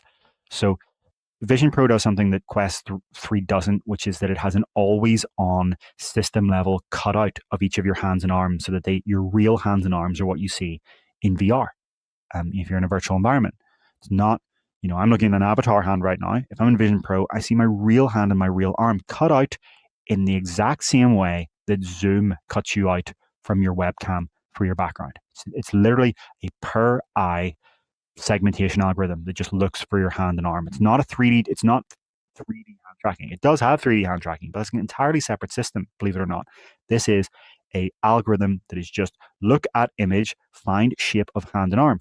And I think they'll be able to do a much more high quality version of that because it works great on Vision Pro today in great lighting, but the lower and lower lighting you go into, the more rough your hand and arm looks. And if you're in a dim room, it looks bad. It looks like it looks like not Apple quality bad, like as in I'm shocked that Apple shipped, like, I guess what are you going to do, not ship the headset, but it's something where like it's the kind of blurriness you don't expect in an Apple product. It's the one place where Vision Pro just like doesn't look good if you're looking at your real hand and arm. And obviously this is also, if you're not in a virtual environment, even for virtual interfaces, you put your hand in front of an interface, the always on occlusion, it's the same segmentation. So that's an example of something I imagine they can do. Another thing, maybe they can use the extra neural engine performance to do body tracking, maybe real-time object tracking, right? You have static object tracking today on Vision Pro. You can track an object that is static and it updates at like a few hertz, so you can move it, but it's not real moving object. What if we get the ability to track 3D objects that are moving? What if I can pick up, my table tennis racket and track it? What if I can track my putter, talking about earlier, instead of the ball, the golf club for a full swing, et cetera, et cetera? There's a bunch of different possible use cases there. I'm not saying that any of this will happen. I don't have any insider knowledge about this. This is me speculating of how a lot of people, when they hear Vision Pro getting a chip upgrade, they go, well, what does that matter? Okay, it's a bit better looking. Who cares? Well, no, it can actually open up new computer vision capabilities that make Vision Pro interact more with the world. Body tracking, right? Inside out body tracking. You could do maybe even leg tracking and things like that. There's all kinds of possibilities here. I'll be very interested to see what they do with this extra performance. Yeah.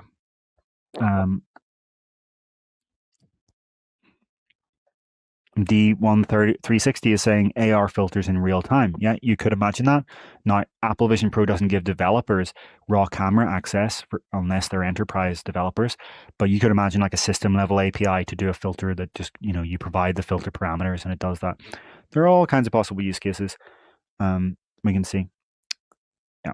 And Biggs is pointing out that if by the time this launches, the M5 is out there for other products, it will actually, using the M4 might allow them to make this a bit cheaper. So, I would not expect to see a dramatic price reduction, but I don't think it's out of the question that perhaps the new Vision Pro goes from 3,500 to 3,000 or something like that. Complete speculation on my part, but I could see Apple bringing it down, or they could bring in the new Vision Pro at the same price, 3,500. And this is something I saw Justin Ryan, who's a very interesting like Vision OS influencer who talks about some interesting stuff. He had an idea that they would then keep selling the M2 Vision Pro, but bring it down to 2,500 or 3,000 or something, So that's an interesting possibility. What if they same price for the M4, but then they bring down the price for the M2? That's Apple does this all the time with their other products, iPhones and MacBooks and iPads and such. So yeah, we'll have to see what happens here. The rumors are still, all over the place. Vision OS 26 is super interesting on its own, even on the M2 Vision Pro of today. And we're about 2 months away from it launching. We'll have a review of Vision OS 26 when it's actually out. I don't like reviewing betas because things change and then your review's useless, right? It's not a review if it's not the real software that people are going to use. But we will have a review of Vision OS 26 itself, which is more interesting, I think, than what we're talking about here. So even the stuff I talked about, it's nice to have. Fundamentally, it's the same headset with more performance and a few extra features, perhaps. The magic is the OS. Vision OS 26 is the biggest improvement ever from what I've been using so far. It's the best VR AR operating system ever by far, without question. Now that it has, controller support and a bunch of the other improvements they've made. Now that it has those, near photoreal avatars. Now that hand tracking runs at full true 90 hertz, like it's the best. Vision Pro is too expensive. Vision Pro is too heavy, but its operating system is the future. It is the future. If as soon as you try it, you know it. Mr. Mycelium is saying, can't you already get the Apple Vision Pro from $1,000 off on the used market? I think you mean like as in 2,500. You can, but the problem is that Vision Pro, at least its facial interface and its strap is in a bunch of different sizes. So I think the strap's in 3 sizes. The facial interface is in, I think, 20 different sizes. Do not quote me on that. This is a random off-the-cuff guess from what I'm trying to remember. It's on the order of something like that. So basically, either you have to buy one from someone who has the exact same face shape and size as you, or at least within the segment of 20, the same, segment of face shape and size as you, or you then have to go and buy the face pad and strap separately. And because Apple is Apple, those things are fucking ridiculously priced to the point where you would actually end up spending like $500 on them when you actually add up all this stuff. The light seal, the face pad, plus the strap. So, it's like $300 to $500 to get those two together. So you'd actually probably end up spending more than you would by getting it new, because if you buy it new from Apple, you get the one that's for your face, right? You either scan it with your iPhone. It's similar to buying a Big Screen Beyond. You scan your face with your iPhone and they tell you which one to use, or you walk in an Apple store and they do it for you. If you want to buy this in an Apple store, you walk in, they scan your face. They then put together the right size of face pad and strap. If the scan was wrong, they adjust it in real time for you. And they also take your prescription, by the way. So then they put in the lens inserts for your eyes. To come back to that conversation about EssilorLuxottica and all of their physical retail stores, the irony of virtual reality and augmented reality is that physical real world stores are really, really important and make the buying experience a million times better than buying online. And so I will say it once and I'll say it many, many times. It is one of Apple's biggest advantages. That decision by Steve Jobs 20 plus years ago, 25 years ago, I guess now, to build out a first party retail infrastructure globally was genius and prescient and is going to be more important for AR and VR than it even was for phones and tablets and laptops, even though it already is important for those. I mean, the other issue is like, buying used, you're obviously, these things scratch pretty damn easily, the glass on front. So be careful is all I would say, buying used, but go for it if you want, I don't know. I feel like I would be careful is all I would say about that. I feel like someone could easily sell you on with a big crack down the middle. Now, to be clear, this again, it's just a spec bump keeping it relevant.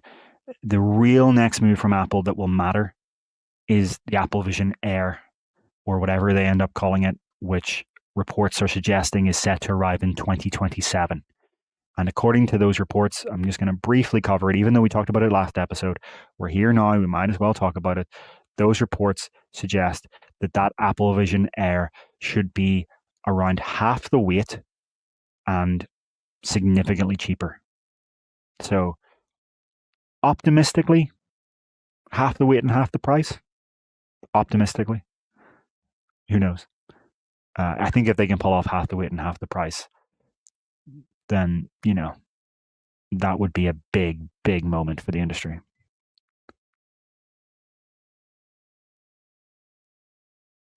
Okay. Let's talk about our final topic. The one that, I'm actually most looking forward to talking about. That's super duper interesting. And that is Meta's research and the 2 prototypes they made towards practical ultra-wide field of view. So what do I mean first by ultra-wide field of view? And what do I mean by practical? So a little bit of context. So human vision is very roughly about 200 degrees wide and 135 degrees tall, very roughly. Depends on the shape of your face and how inset your eyes are. So let's not debate that. Let's just say very roughly 200 by 135. Quest 3, in comparison, is less than 110 by 96. So you get only about half horizontally and, maybe 2/3, more than 2/3 vertically, right? Quest 3S, like three quarters, I should say, vertically. Quest 3S is even less. It's like a 96 horizontally and the same roughly vertically. So Meta, a long time ago, let me think of a better way to phrase this.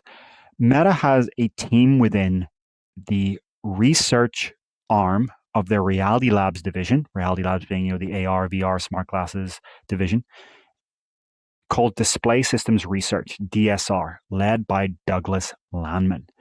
And DSR is well known in the industry, and you probably know them if you've been around, for showing off prototypes that push the state of the art for head-mounted displays. And the stated aim of DSR, Meta's team, Display Systems Research, is to one day pass the visual Turing test. The Turing test, if you don't know, it was an old idea in AI that AI would have passed a certain threshold when you can have a conversation, by text on a computer and not be able to tell whether you're conversing with a human or an AI, passing the Turing test created by Alan Turing. So Meta is using the same concept of a visual Turing test where you would be unable to tell whether you were wearing safety goggles or an XR headset. So imagine someone put a headset on you where you couldn't tell, am I literally just looking through a transparent plastic in front of me or looking through the real world. Or, that's in a mixed reality context. If you want to put it in a VR context, someone blindfolds you and puts you in a car and drives you off somewhere, and then puts on a headset and somehow can slip blindfold off afterwards, and you can't tell if the place you're looking at, I guess they plug your ears as well, you can't tell if what you're looking at is a real place in the world that you've been taken to, or again, a safety goggles that you're looking through. You cannot tell virtual versus real, pass-through versus transparent. That's the visual Turing test. So that's their goal. So there's a bunch of different things they've shown off. They most famously, I think, the original half dome, which, as well as having the varifocal optics, which we'll talk about another time, had a field of view of 140 degrees. So, compared to today's, 100, 105-ish headsets, 140 degrees. Subsequent versions of Half Dome, though, Half Dome 2, Half Dome 3, focused on miniaturization, with then Half Dome 3 moving to an electronic varifocal. And so Half Dome 2 and 3 did not have the ultra-wide field of view of Half Dome 1, right? So that's sad. So 2018, Meta shows off field of view pushing forward, 140-degree field of view. And now until October 2024, the most recent October, right? They never showed off another wide field of view prototype again. So I'm going to show you, this was Half Dome 1, Oculus Rift CV1, Half Dome 1, 2018. And then since then, they instead moved to miniaturization. So the kind of field of view thing got lost for years in a big move, a big kind of push by the whole industry to say, how do we make these bulky headsets slim? But everyone forgot about field of view. They obviously have shown off a bunch of other prototypes, which I'll talk about soon, but that's the most famous. Then in October 2024, the most recent October, as I just said, apologies for the delay, folks, just bring up an image. Meta CTO Andrew Bosworth shared a bunch of photos of his trip to Reality Labs research, in which he tried a headset that had a very wide body that appeared, that suggested an ultra-wide field of view. Here we go. I have the headset now. So this is from October. So here's a prototype with an ultra-wide field of view. In fact, he later said that this had a horizontal field of view of around 210 degrees. So even for people who have a wider than average, this is covering the full horizontal field of view, this prototype.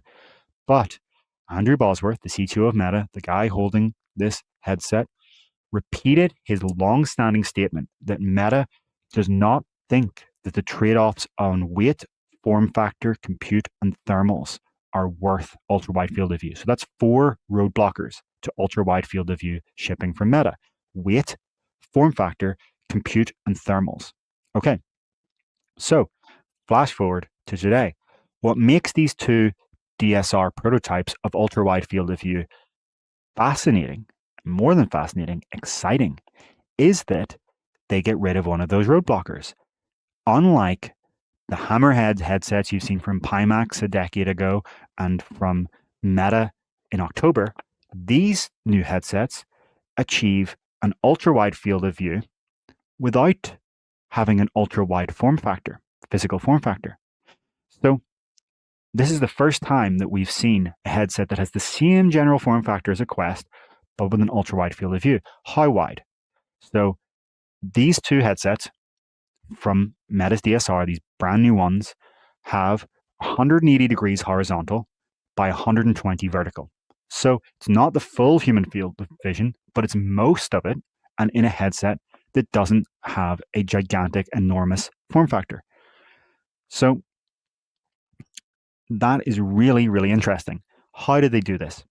They say that they've developed a new type of lens, a custom optical design leveraging high curvature reflective polarizers. You can see 2 versions here. Why are there 2 versions? One of them is the VR only version with no pass-through. So it's high field of view, wide field of view VR, interesting on its own. The next one takes the same concept to mixed reality and it has its own issues. So for this, they had to develop their own custom cameras and chip setup to support more than 80 megapixels at 60 frames per second.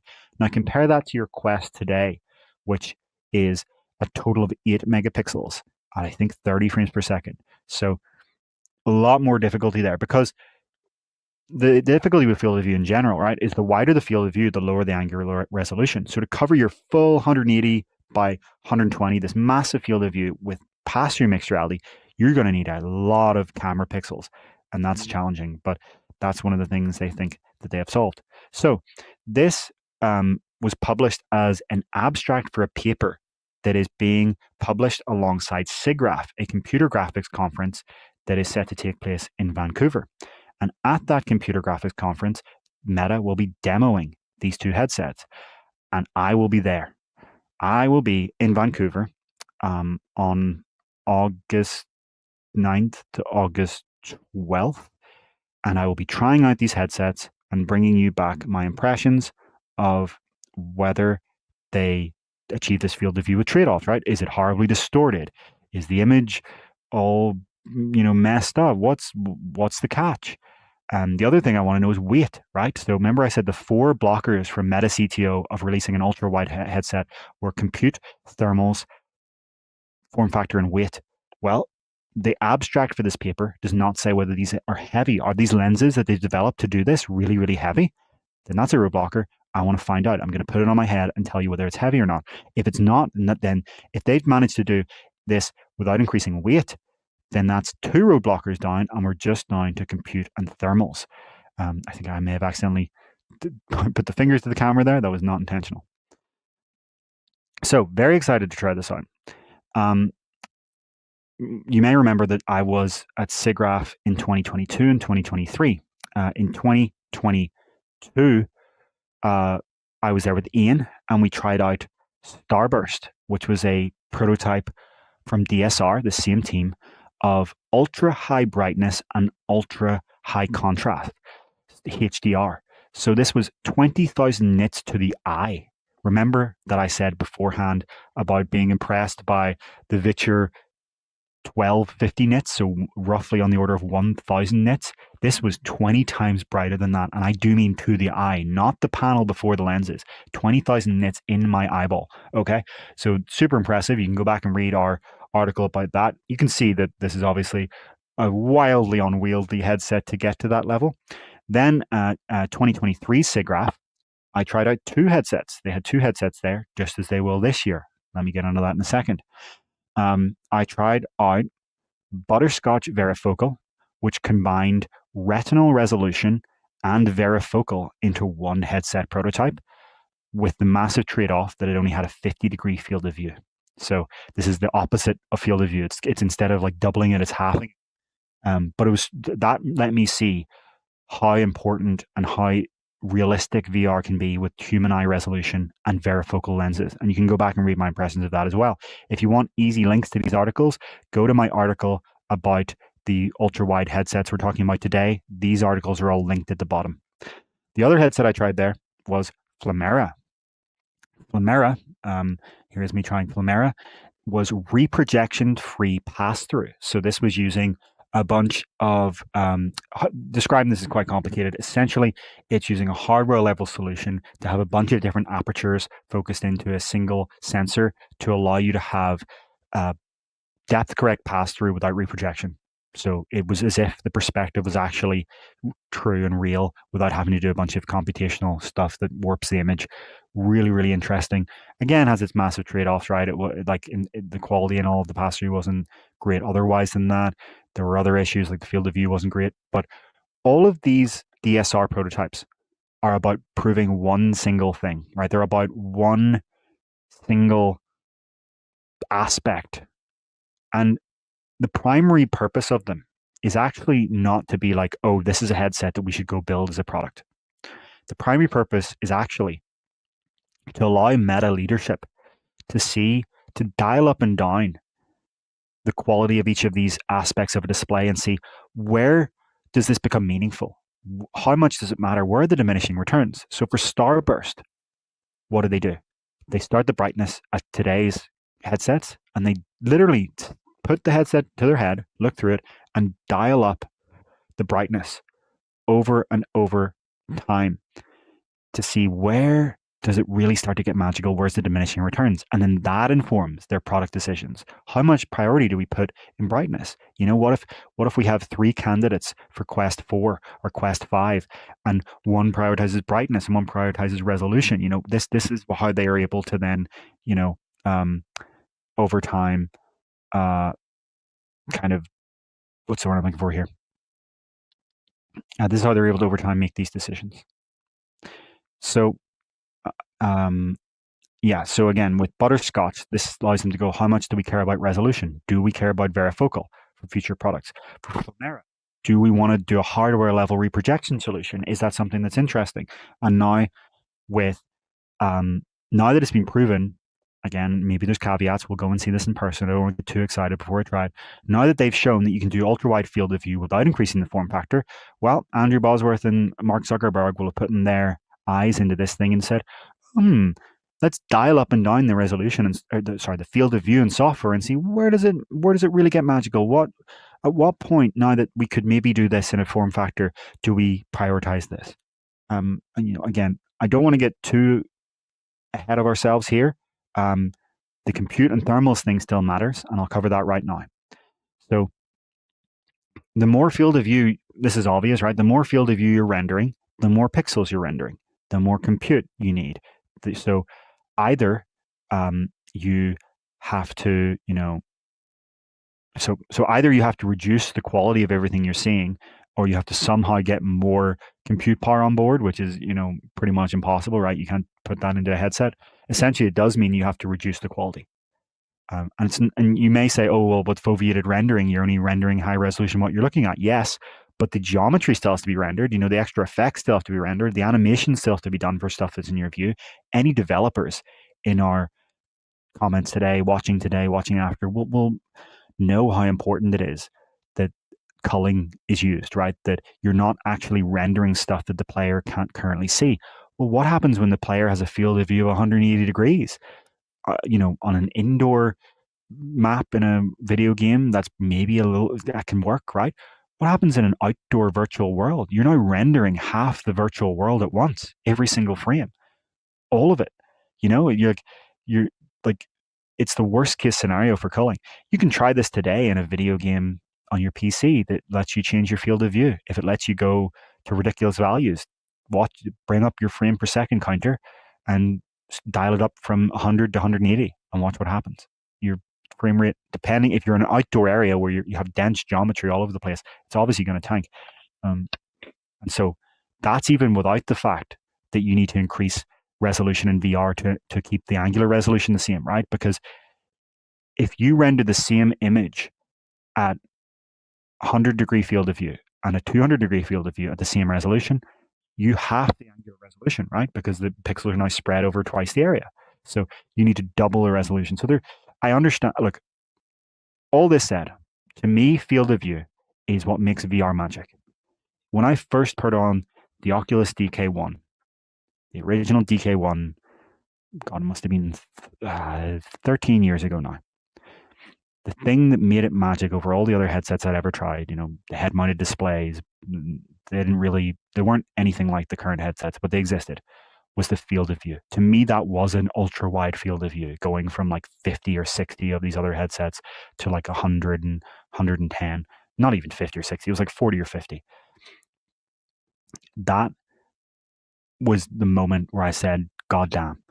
And I expected that by now, that would be the thing we would keep pushing, because that was the magic, right? Even DK1 was like 800p per eye. It was less than that. It was really low resolution. It had like 60 hertz this refresh rate.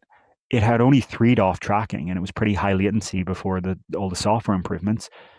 But it was still absolutely incredible because the field of view was there, right? It still had today's field of view, roughly the field of view that we have today. I think that if people, there's 3 things that makes VR, right? It's the 3D, it's the tracking, and it's the field of view. If you keep your head completely still, the tracking is not a factor but I'm going to keep my head completely still, but I'm still in a virtual world in a way that I'm not if I was looking at a monitor right now, because I have 3D in the wider field of view, right? If I close one eye, I'm still in the virtual world, even though I lose the 3D. You know, I obviously get the parallax when I move my head, but if I keep my head still and close one eye, I'm still in VR. But if I were to keep moving my head around and keep both eyes open, but cut the field of view in half, the magic's lost. I'm not in the virtual world anymore. I'm, you know, I don't want this. So I think, like, I have tried wide field of view headsets, and it matters. It really, really matters. It is the fundamental driver of immersion.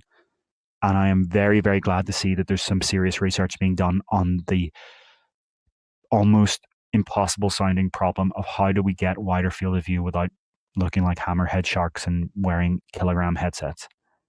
So that's why I'm really, really glad to see this research being done. With all the caveats that this is not Quest 4. And just if there's anyone in the audience who isn't familiar with all of this kind of research prototypes, this is not Quest 4. I'm going to say that very crystal clear. This is not Quest 4. But it does point towards, it opens a path. It opens a new technology branch. And even if Meta never ships this, the research that they put out there, the fact that they've done this, means that someone else will. So in the same way that big screen exists as a niche headset for people who care about having the slimmest and lightest headset possible, right? Big screen has a philosophy of every gram matters. I think there's a place in the market for a company that comes along to do the same for field of view with this technology, if they can somehow productize this, you know, another startup. And they would have the philosophy, every degree matters.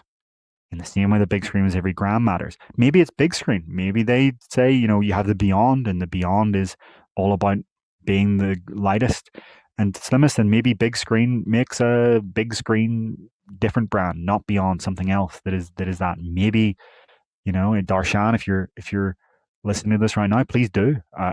Or any other. I'm not playing favorites here, but any other company that thinks they're capable of doing it, please do. There is a place in the market for this. Pimax tried, but they had a horrible geometric fishbowl distortion in the periphery. It was really kind of two lenses. It was a normal VR lens and then a really awful lens in the periphery. They also, you know, were Pimax, right? They had the horrible customer support. They had the constant shipping delays, the QA issues. If a company could do it but not be Pimax, I think there's a real place in the market. I really do. If there's a space in the market for big screen, there's a place in the market for wide field of view.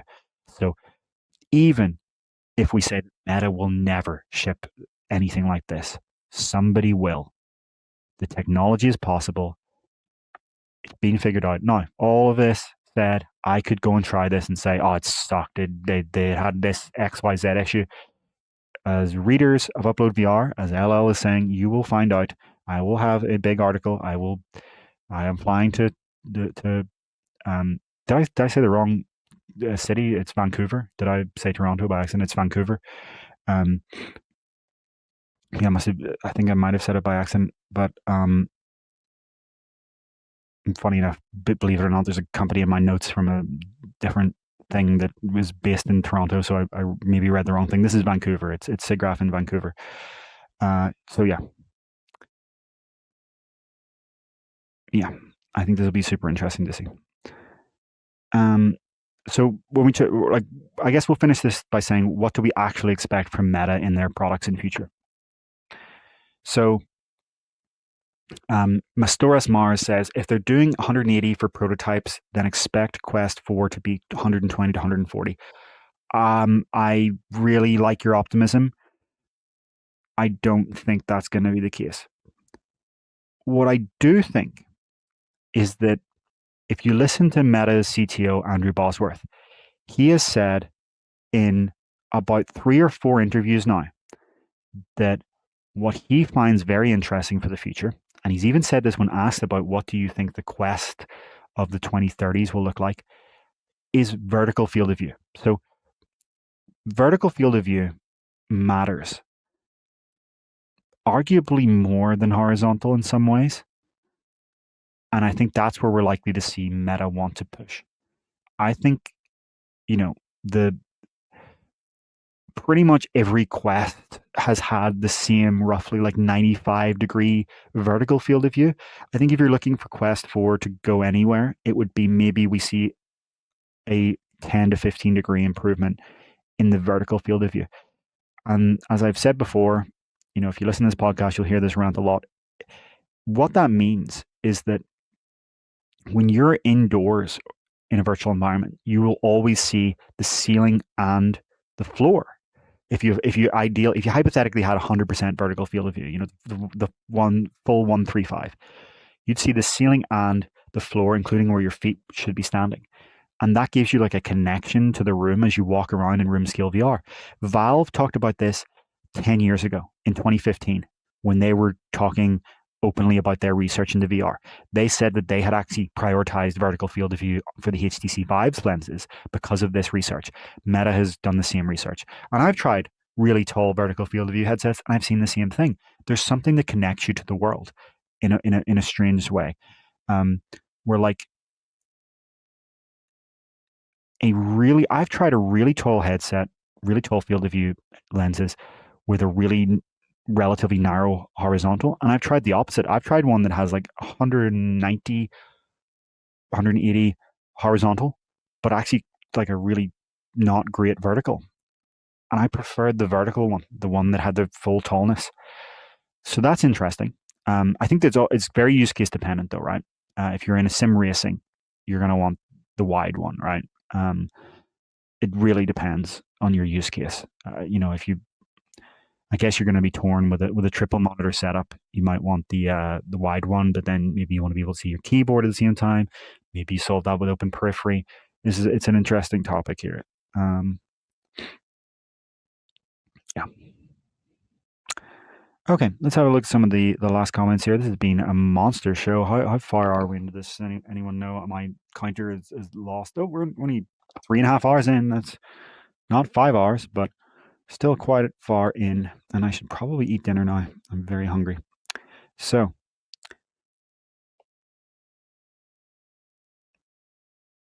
Mr. Mycelium is coming up with the very pessimistic view.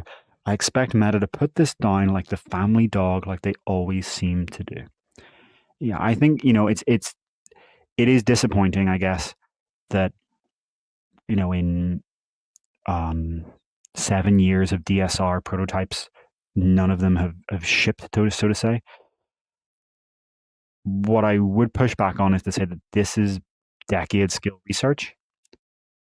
We have seen Meta push forward the state of the art in optics, right? Quest 3, nothing had Quest 3's optics when it came out. We're only starting to see other companies get that level of optics now. Quest Pro was a year before that. In 2022, there was nothing like the Quest Pro's lenses, the pancake lenses. So, we have seen Meta push forward fundamental display when it comes to the lenses, not really the display side of things, I guess. Its lenses have always been, fantastic, right? Even the Fresnel lenses that today are on the Quest 2 and 3S, they're not great by today's standards, but they came out in 2018 on the Oculus Go, and they were better than anything then by far, right? So yeah, I don't know. It'll be interesting to see when do we see one of these crazy DSR ideas get shipped. The last thing I want to say is that they actually are showing 2 headsets at this conference. I don't have an image for the other one on me right now, but the next one is called Hyper Realistic VR, a 90 ppd 1400 nit high contrast headset. So this one combines above retinal resolution with high brightness and contrast. So this is actually taking, not starburst level, which is 200 times Quest 3 brightness, but still 14 times Quest 3 brightness, plus beyond retinal resolution to say what does it look like if you put ultra high resolution and very high brightness into one headset. And they claim, Meta's DSR team, that this combination of high brightness, high contrast, and ultra high resolution achieves a new milestone on how realistic VR experiences can be. So I'm very keen to try at SIGGRAPH ultra wide field of view and then super high contrast and resolution and brightness. 2 different headsets, 2 different ways to push forward. And of course, I will be writing this up. I will be giving you all the details. I will be on VR download that week. Yes, yeah, I will. My flight will be back for VR download at the regular time that week, being August 14th, I think, to bring you all of the details, take any questions that anyone has, and yeah. Okay, so thanks everyone for this conversation. Really glad we can get in here. Next week should be the return of Ian. Ian will be back on VR download on Thursday, and then on the website on Friday. He's fully back on the Friday, and it will be us again for our normal duo conversation. So very, very keen to have that back. As always, thanks everyone for your really high quality conversation. Unfortunately, with these solo shows, it's very difficult to get to every comment while also, doing my notes in the media and talking and all of that. But once we have Ian back, we should be able to bring in more comments. I hope I brought in enough this time. But if you do have any further thoughts, or if you want to reiterate something that you said in the live chat but didn't get picked up because of the hectic nature of how this is being done, post it down in the comments below the video or under one of the articles on UploadVR.com. I probably see it quicker under the article, to be frank with you, but I'll still see it here at some point on YouTube. And yeah, we can take in your view and have a conversation and see what you think. So many topics today. I'm sure, everyone will have a little bit of kind of thinking to think through everything we talked about, maybe read some of the articles, take in your view. And, if you weren't able to catch this live, don't worry, just comment below and we will, we do read them all. We don't get time to respond to everything. I can't tell you how many emails and messages I have coming back from vacation. So if you are someone who has messaged or emailed me, I apologize. I haven't gotten through everything yet. It's tough to, the combination of come back in, you got to catch up, you got to do more work, you got to, coordinate. We still don't have Ian back. It's, if only there were more hours in the day. If we could have more hours in the day, that would be my greatest wish in life. Anyway, thanks everyone. Really great to have this conversation. We will see you in the future.